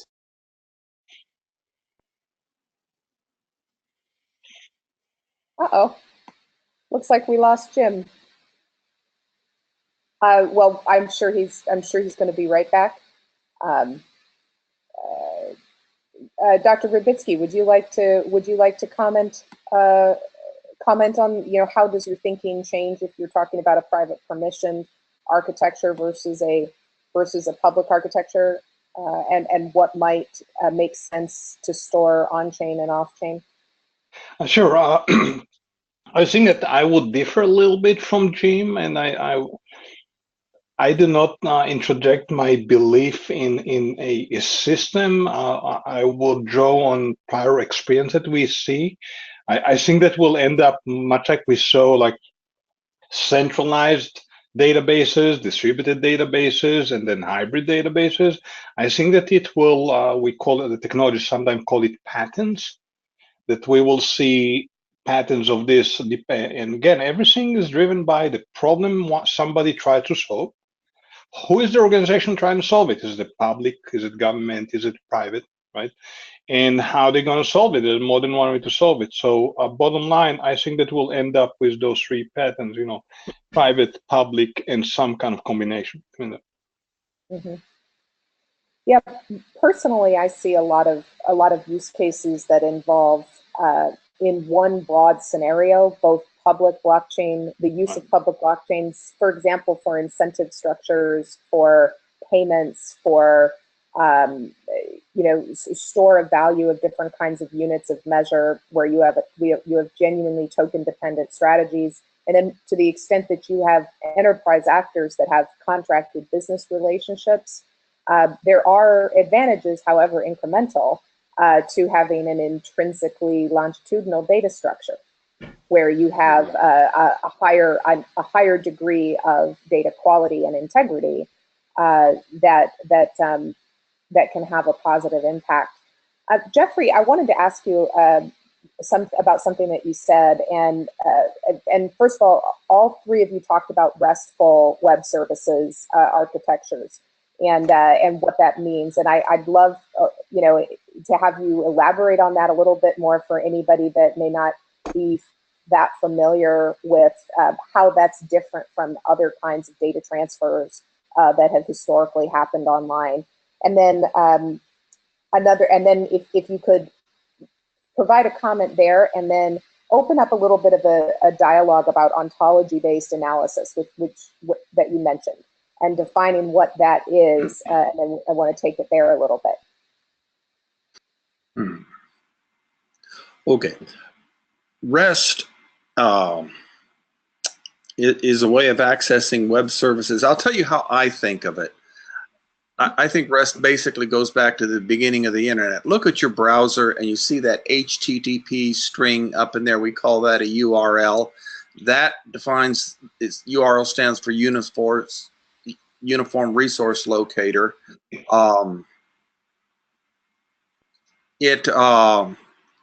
It finds the computer where the resource is on in the internet, and you can add parameters to it so that that computer can respond, pull data out of a database or get it from somewhere, and then return it to you. Most of people are familiar with a web browser where they're going to get a page, a display of data back, and that may well be the case in a Fire scenario, but it could also be that the data that's returned by the Fire server, is what they call them, is the kind of data only a computer could love. And we can have one Fire server calling another Fire server, but they call it through those long strings that you see. And the best way I can tell people who are not initiated to this is look at that command window in your browser, because they look a lot like that. And they can get quite extensive, of course, but that's how RESTful services, as opposed to some other technologies where we're sending formal documents through and we're basically doing remote procedure calls. That's what we call it over the web, and you can do that. The REST has become very popular because of its simplicity, and it's a very solid technology. And I think of it as underlying being, instead of machine readable code, you have something that has a semantic framework that a human could interpret and understand in that. So where I'm going with the question about ontology-based analysis is getting into unpacking this idea of how we could ever achieve the vision of interoperability that's going to be necessary without necessarily having standard data without having moved all the data everywhere into a common set of standards. So how do we, let's talk a little bit as a group about how we could achieve that vision. So I think the vision of everybody gets behind a standard, everyone implements it, and then we move data around and it's all readable by everyone is understandable, but it's so unbelievable at this point. It doesn't have any ring of truth to it. And so I'd like to talk a little bit, for the next few minutes as a group about, well, if we're not doing it that way, and let's say, we get standards adoption, but it's going to be several standards. There's going to be at different lifestyle points. Let's talk a little bit more about semantic services, frameworks, and elements that will allow us to abstract and redefine data away from that. So maybe I asked you to just define what you mean by an ontology-based analysis, and then let's take it to Dr. Ribitzky and Jim to discuss, that how do we move beyond standards? Well, I put that on there because I thought it sounded really intelligent and it made me sound good, and I have basically no clue. No, seriously, I'm and we're going to go to FIRE on this one. I know that the FIRE people, and I believe they've completed this, but I won't swear to it. We're mapping the FIRE data structures into what I call the precursor to an ontology, which is the resource description framework. It's RDF is what they call it. And RDF is a way of identifying anything and building networks of connections where one RDF element can point to another, and you can build big networks of connections. So you try to use a little imagination of how this might play out with your clinical data. When you have RDF, you're just one step away from having an ontology. And there are now databases and standardized query languages for manipulating the data in those databases. And we can take our FIRE data and represent it as RDF in these large big iron databases, and exactly what good things you're going to get out of it, I'm at a loss to be specific about that, but I'm going to kind of say I think there will be benefits to doing that, and so do many others. I remember seeing quite a list I knew a lot of the people on it saying that we need to have RDF as our main interchange format for health data, and there was quite a list of very prominent people that signed on to that, and I tend to agree with them. But remember, when you have RDF, you're real close to having an ontology. So that's what we're getting at there. Is that good enough? Thank you. And Dr. Ribitzky or Jim, would you like to take that next? I'll let you choose. You feel ready to jump on that. All right. Thank you, Geoffrey, for the description. Let's step back for a moment, right, and try to understand the interplay between standards and innovation lifecycle management. And I think that from a lifecycle position standpoint, blockchain is so early in the curve, right, that it's too premature to try to force standards, right? Standards come to place in order to resolve time to market in a massive scale in an upswing uptake of the market. This is how you get the return on your investment in standards and adoption of standards, right? But nowadays, I maintain blockchain is way too early. We don't know it enough. We don't understand it enough. The whole world is experimenting with use cases. Jim talked about different architectures, right? So innovation lifecycle standards, that's one thing. The other thing about semantic services, for me, semantic services is the utility that one takes ambiguity away from data, right, to resolve that piece. And next is to be able to support the natural language understanding. In other words, the capability to lift off semantically vetted, semantically normalized, the meaning normalized from unstructured or partially structured packages or text of data. An example that I use from time to time is, what is aspirin? Right? Is aspirin a medication? Is aspirin an allergy? is aspirin a result of a lab test if somebody wants to measure the level of aspirin in the blood? So the semantic services is designed to address exactly this kind of questions. Mm-hmm.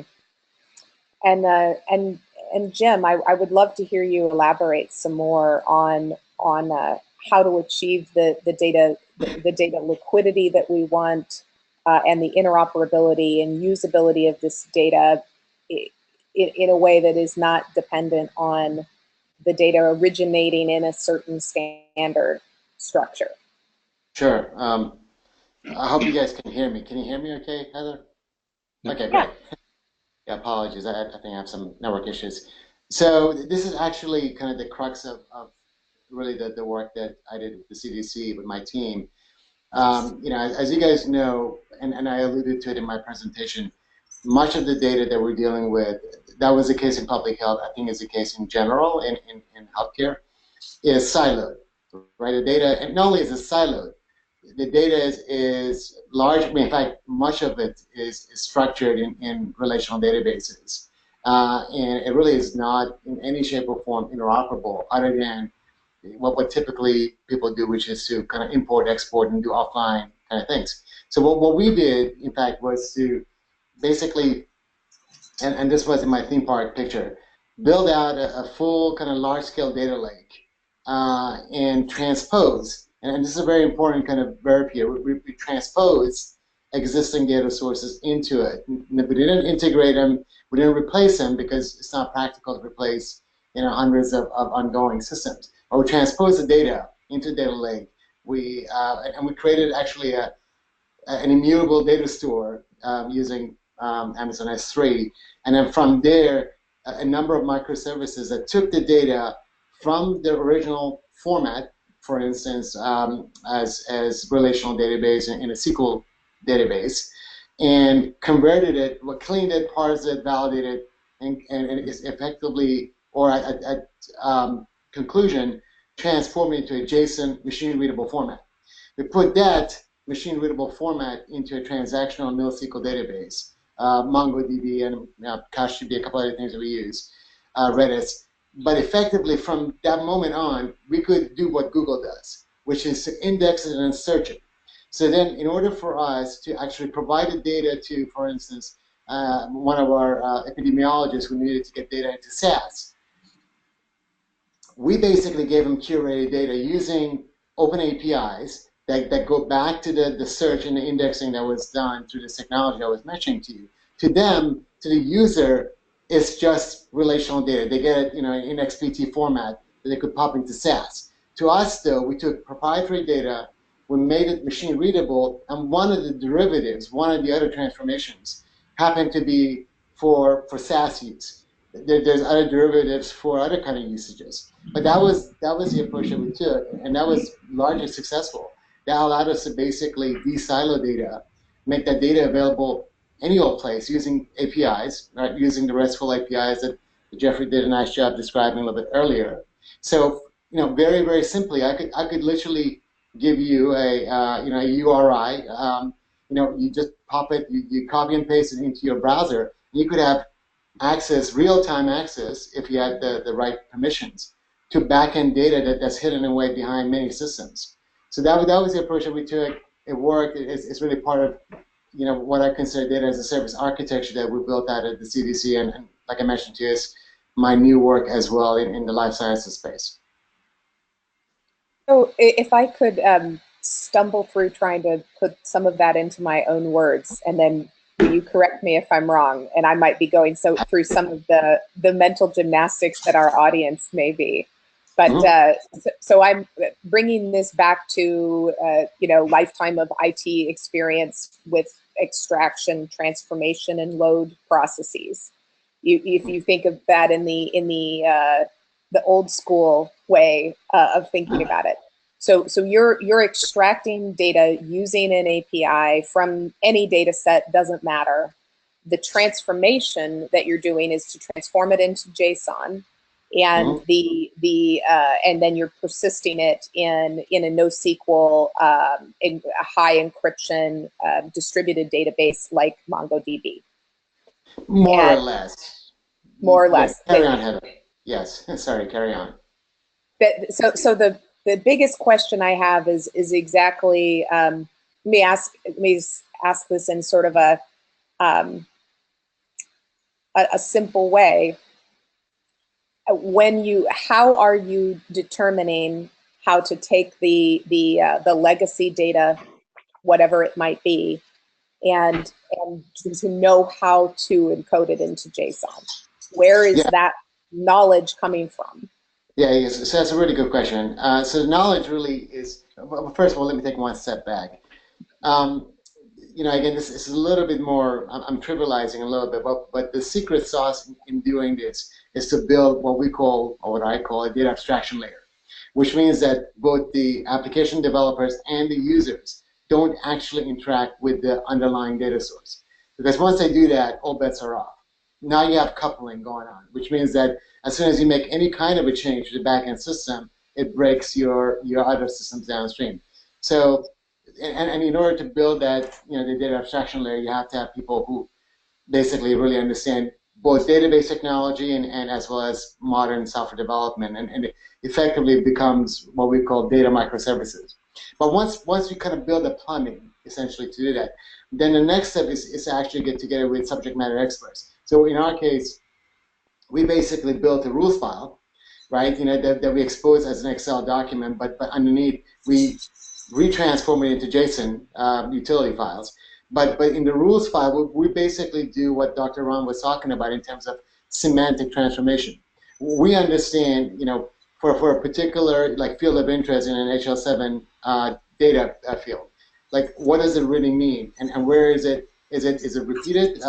Is it redundant? Do we have to look for multiple values? So that's the kind of, those rules are basically codified, into our microservices. So, we have one microservice that gets it, another one that validates it using these rules, and so on and so forth. So this rules file, that was the missing piece in my mind. About how you're actually connecting. So I have one follow-on question for you, Jim. I'm going to ask you, Dr. Ribitzky and Geoffrey, to react to the same question, and I'm giving you a heads up, audience, that we're going to be starting the audience QA in a couple of minutes here. So please start documenting your questions in the Q&A dialog box on the utility. So Jim, the follow-on question I have is about my business person strategist perspective on the activity of pulling together subject matter experts in order to define the rules that ultimately transform the legacy data that live in the file that you described. Could you just comment a little bit operationally on how you brought those people together, what precisely you asked them to do, how long did it take? So just a little, one level of detail below that would be tremendous, and then I'll ask you to comment, Dr. Ribitzky and Geoffrey. Yeah, absolutely, Heather. So first of all, I think you need to understand that we're talking about existing systems. So we can easily go and interrogate the database schema and look at all the rules, because the rules are actually built in, right? Much of it is built in. So we're not talking about having to imagine what they are. We can actually go and look at the code. But also we have many users, right? The case of the CDC, for instance, we could have some kind of a subject matter expert, we could have a business analyst, we could have an epidemiologist, right? So we would know who the key users are, to kind of interact with. But really, and here's the other thing that I think is very, very important. The direction that we took, this NoSQL and transforming the JSON using indexing, we didn't necessarily, say, for instance, if we had a system that had 300 tables, and I don't know, 200 views, we didn't necessarily say, all right, let's go and find out every single field in all of these tables and relationships and understand semantic meaning behind all of them. Because what turns out is that much of that really is kind of edge cases, isn't really core to search, isn't core to understanding, isn't core to analysis and modeling. And if you have a sophisticated enough search engine and indexing approach, which we did, we used Elastic, if you wanted to, you could surface all of that information very, very easily.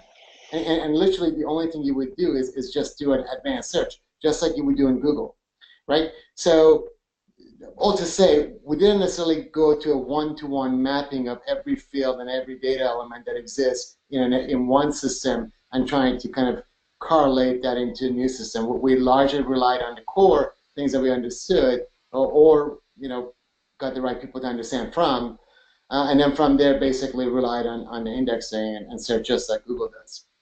So that was it. Operationally, really, it was a case of finding the right users, not necessarily every one of them, right? The right 1 or 2 or 3 or 4 users who knew 80–90% of the information, and basically having one-on-one meetings with them. Okay. Very interesting. Very interesting. And you weren't using smart contracts to execute? No. None of this is blockchain, right? This is all pre-blockchain. This is all the stuff that's off the chain. The blockchain stuff is really not relevant to this. Yeah. Because if you remember, blockchain doesn't create data, right? I mean, blockchain is a transactional, it's a ledger, it's triple entry ledger, but you still have to have data. So, if you can't expose data to it, and we did that through APIs, then you really have nothing useful to exchange.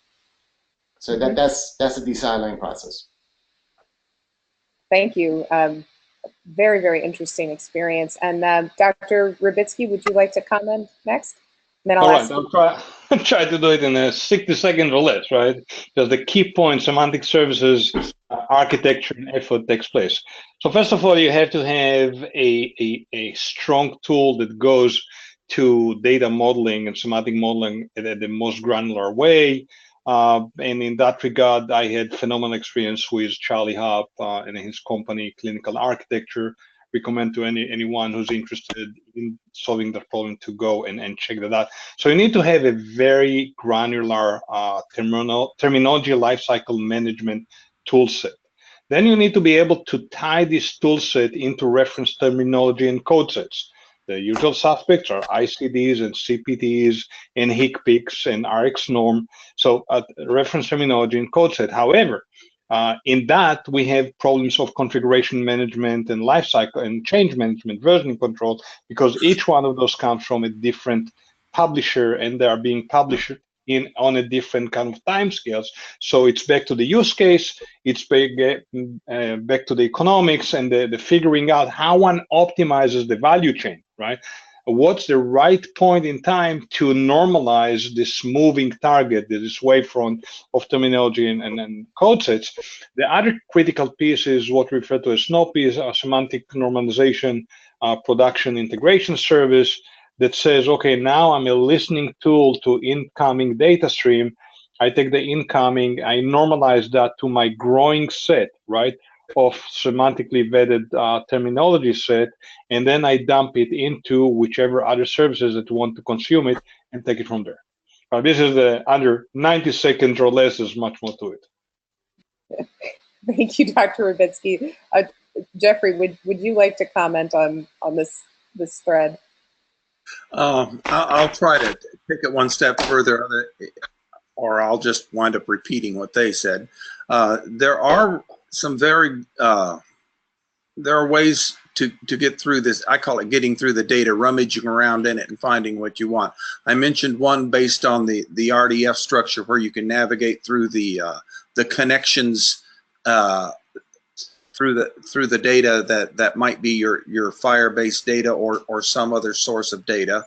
Another one that I found particularly fascinating, and I actually did an application of this with the continuity of care document, where I was able to keep 2 tables of that data, one a transform of the other, and the technology I was using at the time basically front-ended the database with a product like MATLAB, and we were able to query through the database with very nice results and very efficiently, with everything based on the principles of linear algebra. And I think that's the kind of thing that we can be using in these applications. Okay, very, very interesting. Okay, so we're going to start on the Q&A, and we'll do our second poll closer to the end here. Our first attendee is I'm going to ask young Kim to come on, who has a really interesting question about the storage of medical data. So, Young, I'm going to take you off of mute in just a moment here. And then, are you available? Can you hear us? Can we hear you? Yes, I can hear you.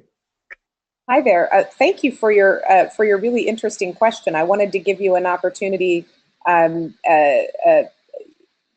Young Kim was talking about variations with different sizes of data that needs to be moved around. And rather than encapsulate your question, I'd love it if you wouldn't mind asking the panel your question in your own words, and let's have some discussion there.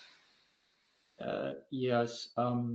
Basically, currently I am interested in the blockchain technology, but I started to merging that technology into IoT that I'm working with Georgia Tech to create on the drone. But a couple of years back, I worked with Johns Hopkins to the capturing the images from the different modality for doctors, and I create a network that doctor does not need to travel between the satellite office and the university campus, because not only for the distance, but because of the travel time, and also the patient needs to travel to the various location. And most of it that I observed during that development, most of the medical records were not captured live, rather than they used to the caching prior to doctor actually be able to see their image. So in that sense, the storage and the performance may not be a big burden if we exchange medical records through the blockchain technology. So my observation is that the blockchain could be a really good vehicle because of the, Dr. Ron mentioned about the trust. Not only for that, and also I actually interested in the interoperability between two private medical locations. I'm not interested in the public blockchain technology, but like IBM and Goldman Sachs already introducing the technology through the hyper ledger technology that actually exchanging the medical or the financial record into the private level of the blockchain network. So in that sense, number one, eye doctors in the Johns Hopkins, they are not looking for the live data rather than the cached data. And also, because of the trust and the private network might be a big candidate to adopt blockchain through the hyperledger technology. So I see a lot of potential in commercial market. 10 years ago, actually, I designed the medical system from $1.5 million to $50,000 solution, and currently I have more than 15% of the market share with that solution. And because of that, even though I understand what you guys are talking about it, but if we start, I kind of agree with Jim, and the blockchain might not be a solution between on block and off block, but it could be a really good vehicle that exchange in private blockchain. So that is my observation. Sorry about my poor judgment, but I just started like 2 months ago. Jim, would you like to react to that first? You were mentioned most recently. I mean, no, it makes sense. You know, I think the only thing I would encourage you is in terms of the blockchain solution. You know, and again, I'm unfamiliar with what kind of you know, what kind of privacy laws and things you may have to comply to, but you may want to look at using some kind of distributed encrypted storage for those medical images and medical records. You know, and that's what we did, and that's, I see that, for instance, we deployed IPFS, which is a interplanetary file system. It's an open source encrypted decentralized storage. We deployed that in one of our proof of concepts, and it worked well for large files. So yeah, I mean, otherwise it makes sense. You know, I think, you know, and certainly I think at some point I got caught up when I was describing my point about private blockchains versus public. I think it's completely fine to have a private blockchain, right? And that is a good starting point. My thought though is at some point many use cases will naturally become, we'll need to have integration with more public and perhaps permission public networks. So keep that in mind. I think practically speaking, if you're starting with Hyperledger, and of course Hyperledger is only for private blockchains, yeah, that's a good place to start with. Mm-hmm.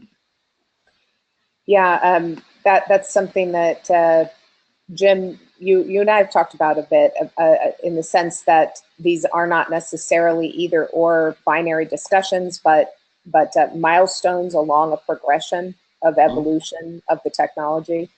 Dr. Ribitzky, would you like to react to what young Kim had to say about the challenges with large files and maybe easier applications under a private blockchain scenario? Or, and I don't mean to mischaracterize your question, young Kim, but I think that one of the critical value of this question to the audience is, now we have heard real world, very particular description of a use case, and for each use case, we'll have to optimize again the value chain as well as the technology, architecture, UX, and adoption speaks for itself. Mm-hmm. All right, Young, would you like to elaborate on your question, or do you have any follow-on questions before we move on to the next?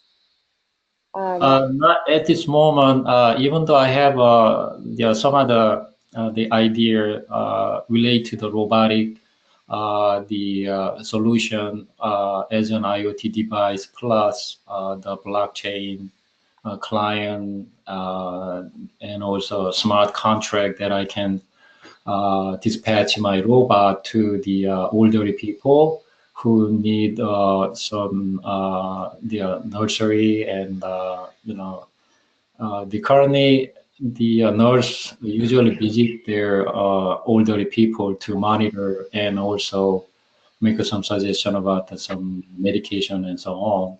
So that kind of the small tiny application might be a good candidate that I can remotely control and to send the instructions through the blockchain technology, because it's a trustworthy transaction, something like that. But again, this is the first time I joined this meetup. Thank you for the lot of the material, especially. Thank you. So, Heather, I would like to add with regard to this IoT description for the caller as well as the rest of the audience. So I would point them to what happens in Singapore, elderly care at home. And there's a Tubsud center for this, as well as a company by the name of Welderly that is using blockchain for this.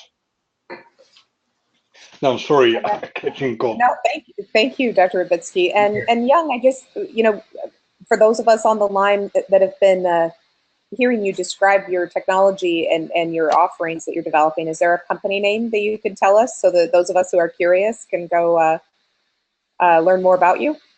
Actually, it's still one-man company. I do a lot of government consulting, especially the content management, medical solution. Recently, I dispatched the 3D technology to automate the farm industry to measure the pigs' daily weight growth.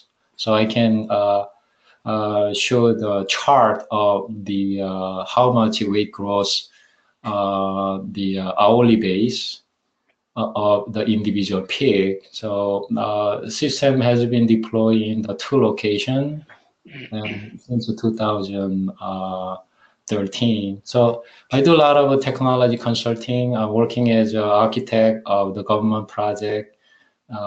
Recently, I heard about this blockchain technology. So trying to squeeze in with my experience of the medical, Hl7, DICOM. I have a lot of expertise on the technology stack. So if you have some ideas, please invite me. Oh, by the way, my company name is Maxon Group. It's a small, tiny group. All right.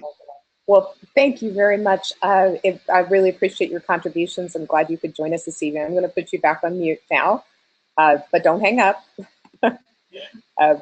Okay. So we had our a next question I'm just going to handle really quickly. It was asked to repeat the name of the gentleman from Intel who posts a lot of valuable interoperability data, and that's David Houlding, Houlding, from Intel. And we definitely agree with Dr. Ribitzky. He's a great person to follow. So we have a couple of individuals who have asked many questions and provided a lot of commentary during this thing, during our event so far. Tom Savell, I'm going to take you off of mute in a moment, and you provided a lot of interesting commentary, and I'd like to give you an opportunity to kind of encapsulate some of your feedback and ideas, and maybe we can have some discussion about the points that you raised. Let me see if I can. Oh, Tom, it looks like you're muted on your side. I just sent you an audio pin. I'll circle back to you if you're able to enter that audio pin. The other person who is in that same category is an individual, Peter Knev. There's a lot of interesting feedback about some interest in RDF and a number of other comments. Peter, I'm going to find you on the list here and take you off of mute here. Just a moment. All right, Peter, can you hear us? I can hear you. Can you hear me?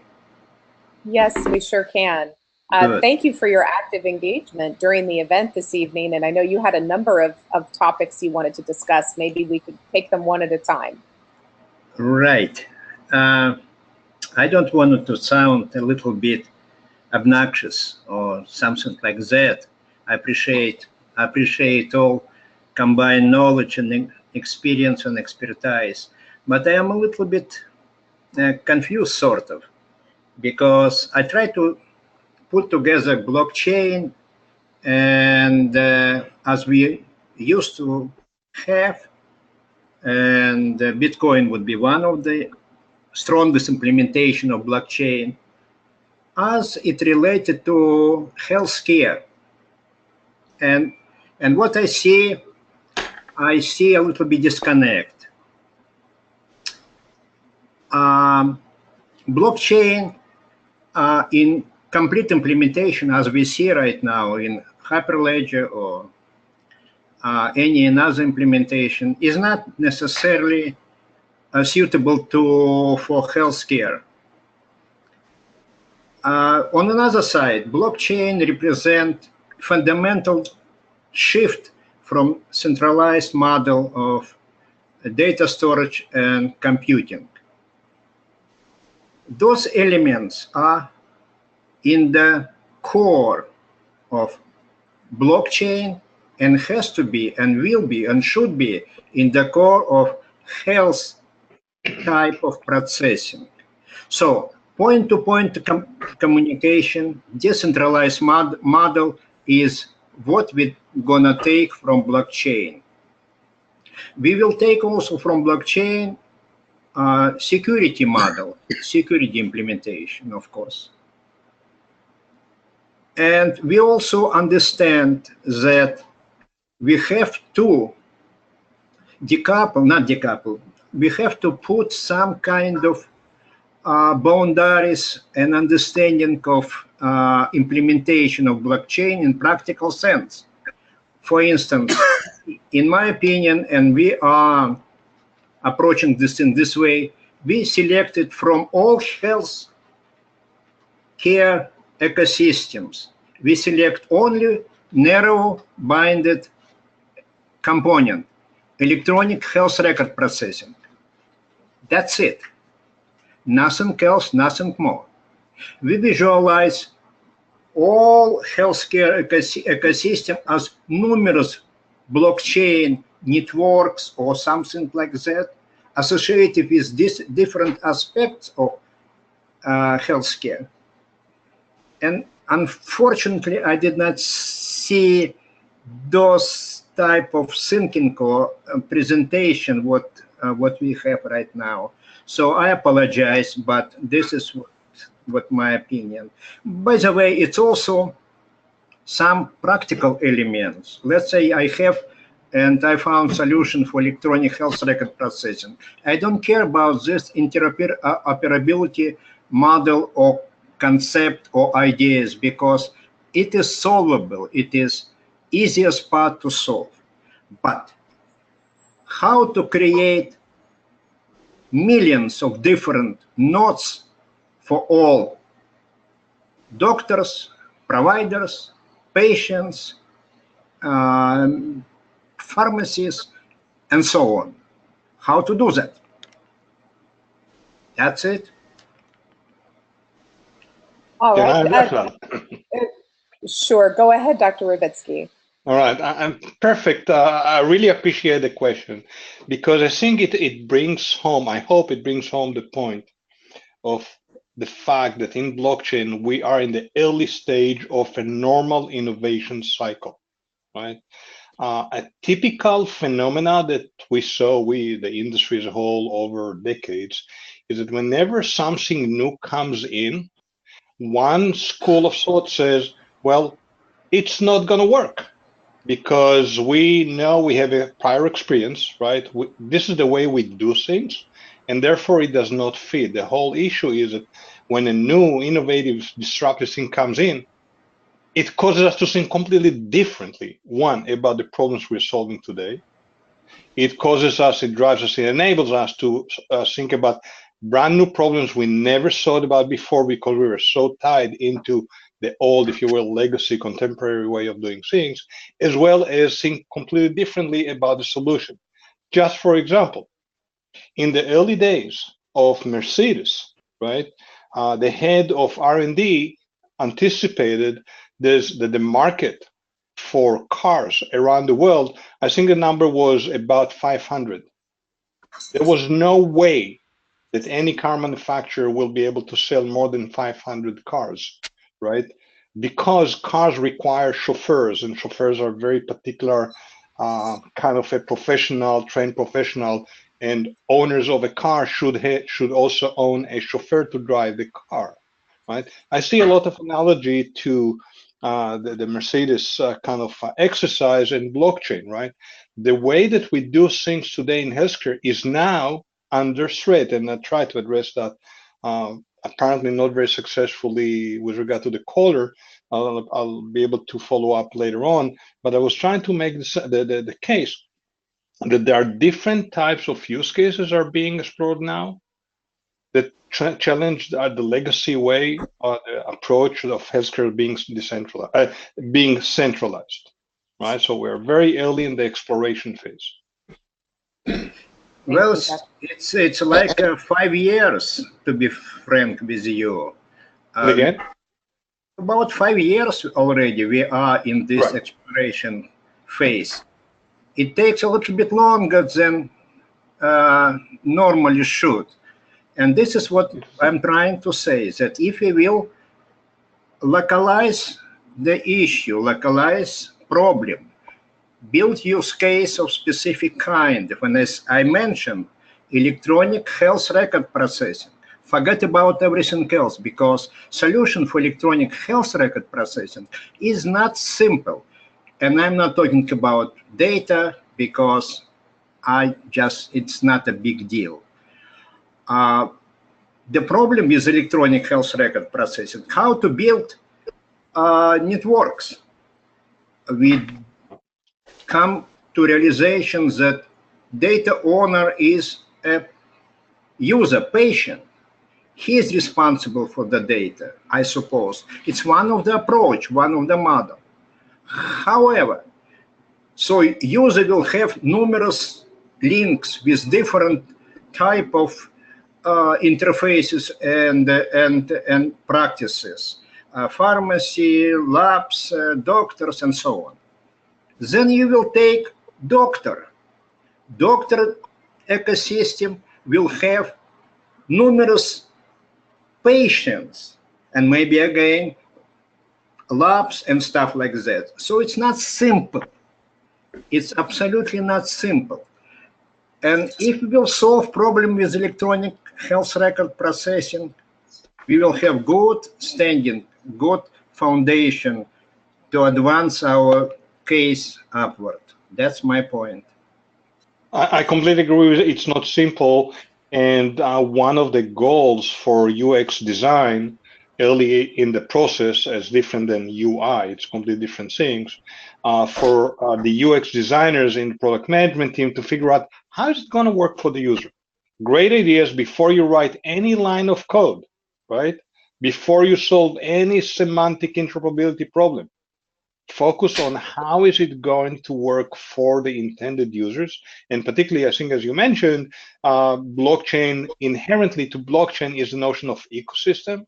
How will you pitch the value to the ecosystem partners that if they don't join you, there's no value for the project? So there are ways to solve it, and it begins with the user experience and the business model and the operational model before any line of code is written. Thank you, Dr. Ribitzky, and thank you, Peter. We appreciate dissenting opinions, and also certainly agree that that this is not simple. I hope you join us again for future discussions. I'm going to put you back on mute to take the next questioner. So we agreed ahead of time we would allow this to go a little bit over our scheduled time. We've still got a couple of great questions to address, but we're going to be winding down here pretty quickly. The next questions I'd like to ask are from Peter Bachman. Peter, I'm going to be taking you off of mute in just a moment. Peter's first question I'd like to address to you, Jim. He asks, can effective biosurveillance be done while preserving user privacy rights? And I thought that was an interesting point of discussion on the topic of biosurveillance particularly. Thoughts on that? Yeah, that's a good question. I think it depends on, it depends on really kind of what you mean by effective and whether or not it's real time. Like I mentioned to you before, I'm a very big believer in real-time monitoring. So I think the answer is yes, but would have to kind of really architect it correctly. And I think much of that monitoring is off the chain, right? It's not necessarily on the chain. So, and also, I'm not at all a believer of putting any kind of PII, personally identifiable information, on the chain. I think even any kind of references to the keys need to be just a pointer to the key, which this is something. This is much larger topic that I think we need to kind of address, and I think Dr. Ron mentioned it with the prior caller. But we're nowhere near consumerization of blockchain.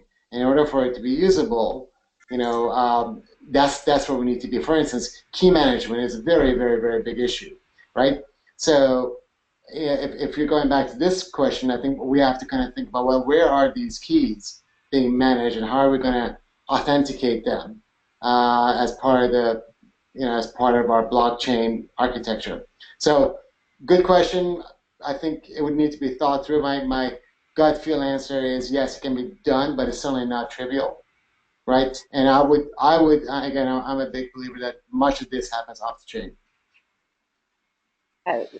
Thank you, Jim. And Peter, you're off of mute right now. I wanted to know if you were interested in very briefly introducing yourself and maybe elaborating on your second question regarding percentages of GDP and other dynamics. Thank you, Heather. Can you hear me okay? Yes. Okay, great. So Keith Boone, who is I'm sure you know, is one of the architects of Hl7, has stated categorically one of the problems with interoperability is that there's no monetary incentive for interoperability. In other words, you can design the perfect system, but without an economic driver to make it work, there's a problem because the use case actors simply do not have a strong reason to interoperate. It's a service they offer, they offer to the patient. And what it seemed to me with the Warren Buffett tapeworm comment was that there seems to be an inflation of healthcare costs based on inefficient models that we've grown to expect from Silicon Valley that makes things so easy and so convenient, right? And that the industry has resisted that, and they're using complexity as a shield against being disintermediated. It's their jobs. So if the outcomes in the US specifically were equal to outcomes in the rest of the world, and the cost in terms of GDP was roughly commensurate, in other words, 11% instead of 18 to 20%, then it seems that difference is the money goal. And it seems that getting to that money goal via blockchain is in the realm of people getting healthier. People, for example, Heather, obesity, huge issue. And no question, diabetes, A1C, all that stuff. And there has to be a behavioral change at the same time. So to me, it seems that it has to be an entire countrywide effort to change behaviors through better communication. And as everyone said, TMI, right? There's way too much information on the internet as far as what you should do in order to maintain your health. So managing that complexity and getting and reinforcing the doctor-patient relationship so that trust can continue to exist seems to be the goal as far as I'm concerned. But it seems like the only way we're going to get the money is by making people healthier. Yeah, I think, thank you, Peter, that's something that we've all discussed extensively, those of us involved in this event this evening, is how the business case for interoperability has never existed. But now with the advancements of blockchain and other converging technologies, the value prop to get there, because there's such a big carrot on the other side, and certainly articulating that as a realization of reduction in healthcare expenditures because you've actually reduced the prevalence and morbidity of especially chronic diseases. I mean, it all starts to hang together when viewed that way. Jim, would you like to comment on that? You're nodding. I do actually. It's a really, really interesting point. It's one that we didn't get to talk about just because there's so much else that we've covered. So as I'm sure all you guys know, well, before I get to that, I think of blockchain as really kind of a three-pronged movement. There's a technology that we've spoken about at length. There's also this cultural piece, which is all to do with decentralization, removing intermediaries. But then there's a third component, which is really the economic component. If you go to just go back to the Bitcoin white paper from Satoshi Nakamoto, and all the way on, there is a definite and very deliberate component around attribution of value created. And that is the thing that's the underpinning of the game theory that makes the actual blockchain work. And I think this is something that's a very, very important point that I think is often lost, is when you're thinking about building a blockchain solution, you really need to be thinking about what is the incentive model? What does a token actually represent?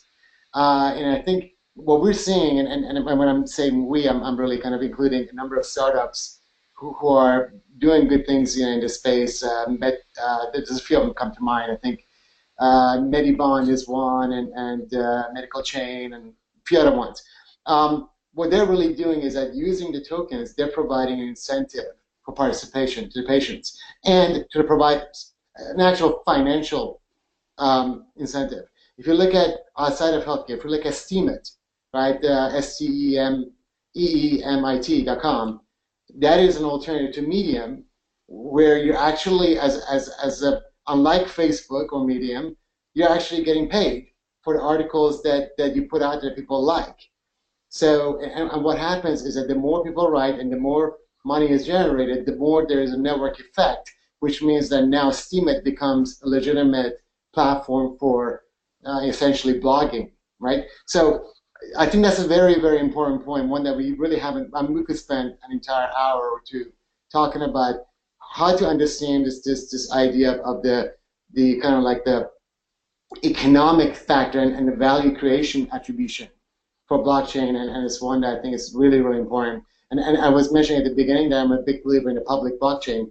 Well, this is one of the key components you have to understand if you're thinking about public blockchain.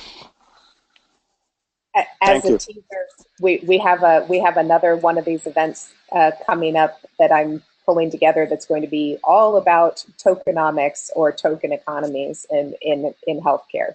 And that one's going to be a ton of fun, very forward-looking, but that's going to be great.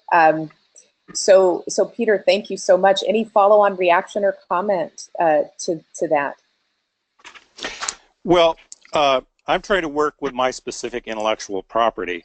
So I have a digital image of the United States that's existed since 1991 and have researched it back to TC 215, which is the ANSI Healthcare Informatics Group, where they originally conceived of a healthcare directory, healthcare informatics directory. We've been working on this for a long, long time, getting the standard through CMS to be able to standardize the schema and so on and so forth. And I think the basic idea of creating people as network objects with a certain level of authentication is one level. And I have to say, this is very much, and HL7 realizes this too, is a very specific United States problem because of the way that we incentivize everyone.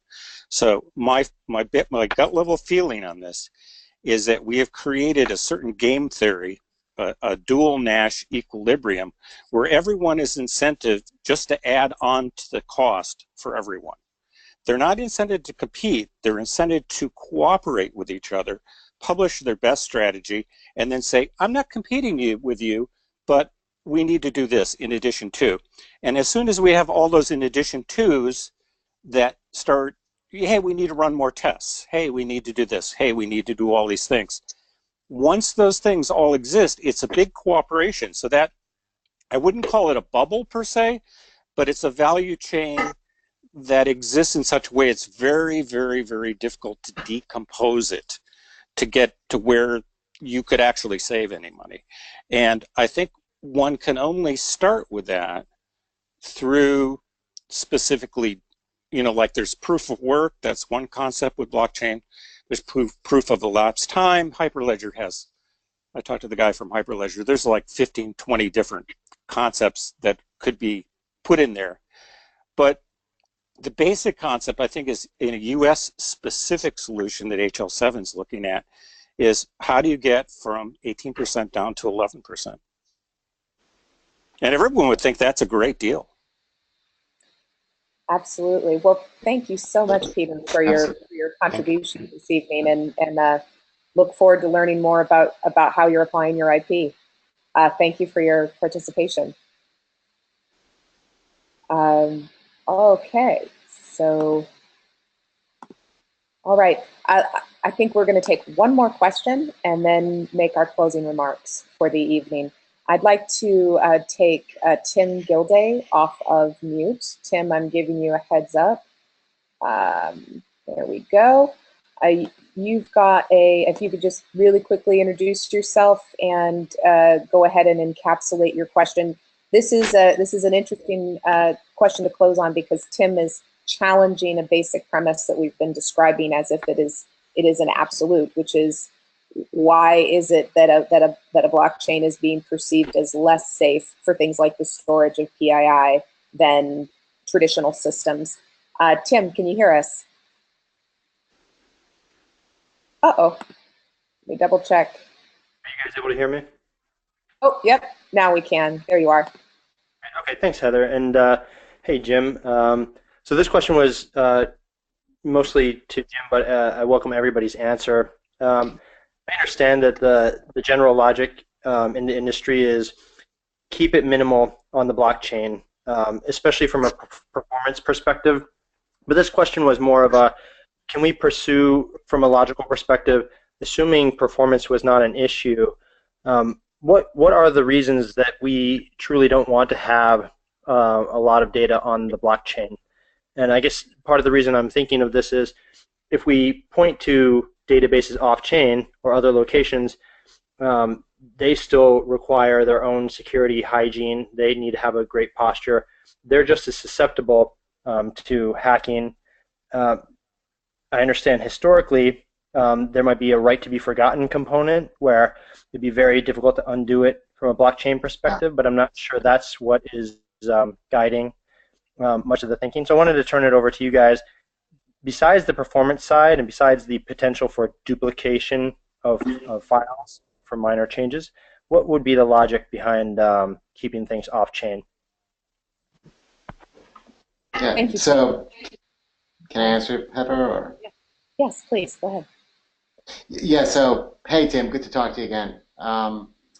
So, yeah, it's really interesting because, believe it or not, we actually, myself and my team, we kind of ran through literally the laundry list of the reasons why we, we'd consider not putting it on the chain, right? Not putting PII or other kinds of. In fact, we kind of went in there with an open mind that we could put literally everything on the chain.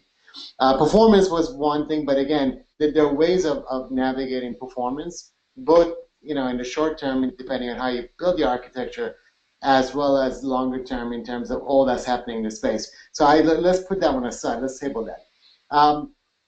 With the PII, really, there were a couple of germane things that came into it, right? One was like, where does the PII actually exist? Like, where is it originally? And do we have, and this kind of goes back to my comment about data usage agreements, do we have the ability to actually move it, right? Can we move it from one place to another? And in some cases, our answer was no, we couldn't move it. We could read it, but we couldn't move it. So therefore, it was a lot easier for us to use basically encrypted PII, encrypted API triggerback to go from, to basically trigger a call from the chain to off-chain to get it and provide it for in memory, as opposed to actually move it, right? So that was kind of a component of it. In terms of longer term, it's a good question. Clearly, my opinion is that blockchain is as secure as anything out there, right? Just because it's off-chain, it doesn't mean it's not secure. What we had off-chain was encrypted IPFS, right? So that is, blockchain-y technology, if you like, but not on the chain itself. But certainly you make a good point, because blockchain is incredibly secure in comparison to most other technologies that are kicking around in the enterprise. But ultimately, I think my point was that we didn't feel like we could move the data, and then we also weren't sure if we were going to break any kind of data regulatory kind of provisions by doing so. And if you read around, if you read on the topic, people are all over the place about this one, right? But I think that the safe ground, and even people like Sovereign, who are doing a lot of interesting work around ID management on this, even their stance, and I've read the white paper on this, is that they will only have an encrypted reference of the PII on the chain, and the actual data is encrypted off the chain. So it's Jim, it's so interesting hearing how that you were within the government and yourselves struggling about the regulatory and policy and cybersecurity compliance dimensions of what you were what was allowable to do out in the private sector. I'm also constrained not so much by definitive answers to those questions, but by the uncertainty in some of those questions in the current state. And of course, any absence of certitude means we have to hold off on some really interesting use cases. Geoffrey, would you like to comment on Tim's question? Have anything to add there in terms of why are we so convinced that PII or PHI we need to only have pointers?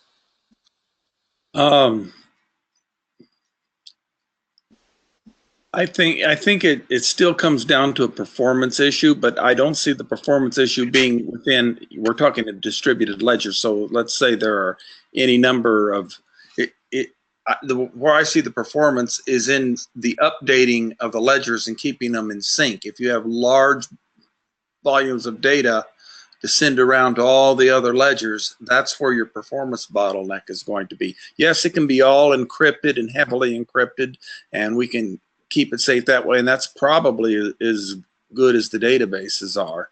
But I see it mostly as a performance issue. I don't know it's hard to imagine how the security's one way or the other on it. Interesting. So your position was performance notwithstanding, it sounds roughly equivalently secure to the basis. So that's interesting. And Dr. Ribitzky, would you like to comment on this challenging question that we're closing our event with this evening? So first, I'm not convinced that we should not do it. I think the answer is in the exploration of the use case and the business model how it's going to work. This is where I will look for an answer. I think the notion of the right to be forgotten is in the heart of the notion of blockchain premise and promise of data rights and in the heart of data provenance. So I don't intuitively see that blockchain is not the right way. It's kind of disqualified, if you will, to handle the right to be forgotten. So it's back to the use case, business model, and how it's going to work. All right. Tim, any follow-on question before we put you back on mute or comment regarding that? No, I appreciate everybody's opinion, and it actually makes me feel a little bit better for the doubt or the uncertainty that I had around it. And I can see that there is still a lot of thought going on here. Meanwhile, we'll just have to see in kind of hopefully fail-fast situations what is acceptable, anything beyond the digital signatures that we're talking about as a potential best practice now. But thank you very much, everybody, for all the thoughts, and thank you, Heather, for putting on this terrific webinar as usual. Yes. Oh, thanks, Tim. You're too kind. I'm going to put Heather, you back. could I just one more thing? Yeah, please. This. Go ahead, Tim. This right to be forgotten kind of sparked in my mind, which is the other thing which we struggled with and really kind of labored on, which is all to do with key management, right? Key management on the chain, if you have PII, it's a very, very difficult thing to pull off at scale. So, whereas if it's off the chain, it's a lot easier. And that was one of the other things that we had in our mind, in a design that we took. Mm-hmm. Thank you, Jim. I'm putting you back on mute, Tim. We had GDPR coming online here mid-year is going to be a heck of a thing. We have a lot of thinking to do about the implications of these fine point decisions. So I'd like to give each of you an opportunity to make a closing remark as we're tying up this event. You've been so generous with your time. We're 20 minutes over scheduled. I'd like to start with you. We'll go in the same order that you spoke in. Geoffrey, your closing remarks. Oh boy. I don't know that I have a whole lot here. We've discussed all the blockchain ins and outs. There's just a lot more to come, and we're going to be learning as we go on this thing. And that's just how I see it. I don't think we have it yet. Well, fair enough. We are in rapid learning mode. Thank you, Geoffrey, and Dr. Ribitzky. Thank you. So terrific evening. Thank you so much for everyone's participation. My key takeaways are, again, the notion that healthcare is being disrupted big time. It challenges everything that we thought was normal. We have to go back to a drawing board. I'm observing, like a clinician, if you will, the normal course of disease or the normal course of innovation management life cycle. So I'm not alert to that, and I would like to bless it and promote it. And finally, the notion of anything that relates to interoperability on all the plethora of issues with regard to blockchain is back to the basics. What's the business model? What are you trying to solve? Predicated on the notion of disintermediation that's inherent to it. Once we do that, what is the operational model? What's the UX? How it's going to work for the user? How it's going to work for the ecosystem partners in the notion of decentralized, right? And once we get kind of clarity, even directionally correct clarity, then and only then it's a time to pull in the architects and say, okay, let's start thinking through the architecture in this sequence. Don't write the line of code before that. It's a waste of time and money. All right, thank you, Dr. Ribitzky. Appreciate it. And Jim, your closing remarks. Yeah, I just appreciate the time, Heather. I think it was very informative for me as a panelist, and hopefully was for the folks listening in. There's so much we can talk about here. I think that there's some rich, really rich topics that we haven't even broached. For instance, we haven't talked about identity management, which is at the heart of everything to do with patient record management. The comment that Peter was making around electronic records gets into it, so we haven't talked about that.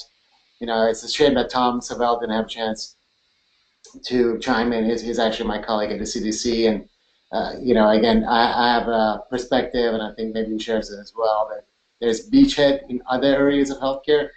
For instance, around clinical research using anonymized data. We could latch onto that as other folks are building identity management solutions, or around, for instance, rapid response, where PII and PHI isn't as much of a concern because of the nature of it, etc. So I think, as Dr. Ron says, there's many more use cases for us to kind of noodle on. In the meantime, lots of really interesting conversations about some of the nuances of how to go about doing it as well. Thank you very much. Yeah, we have so much content to address in this webinar series. I feel like we could do them weekly and still barely touch the surface. Well, I am hugely appreciative of all three of your time and for a delightfully engaged audience of healthcare and technology professionals. Just in closing, this event, this webinar series is sponsored by Obesity Prevention Policy and Management and produced in partnership with the Healthcare Conference Network. The Healthcare Conference Network produces in-person conferences as well that are affiliated with this series. The next is coming up in 1 week in San Francisco. I'm honored to be chairing the Blockchain in Healthcare West Coast Conference. I hope to see some of you there, and also at these other subsequent related events. And with that, please look for next announcements of webinars in this series. There's some listed on the left that you can look forward to, and more that are in different stages of production. And I hope you all have a wonderful evening, and thank you so much for your time. Good night. Good night. Thank you.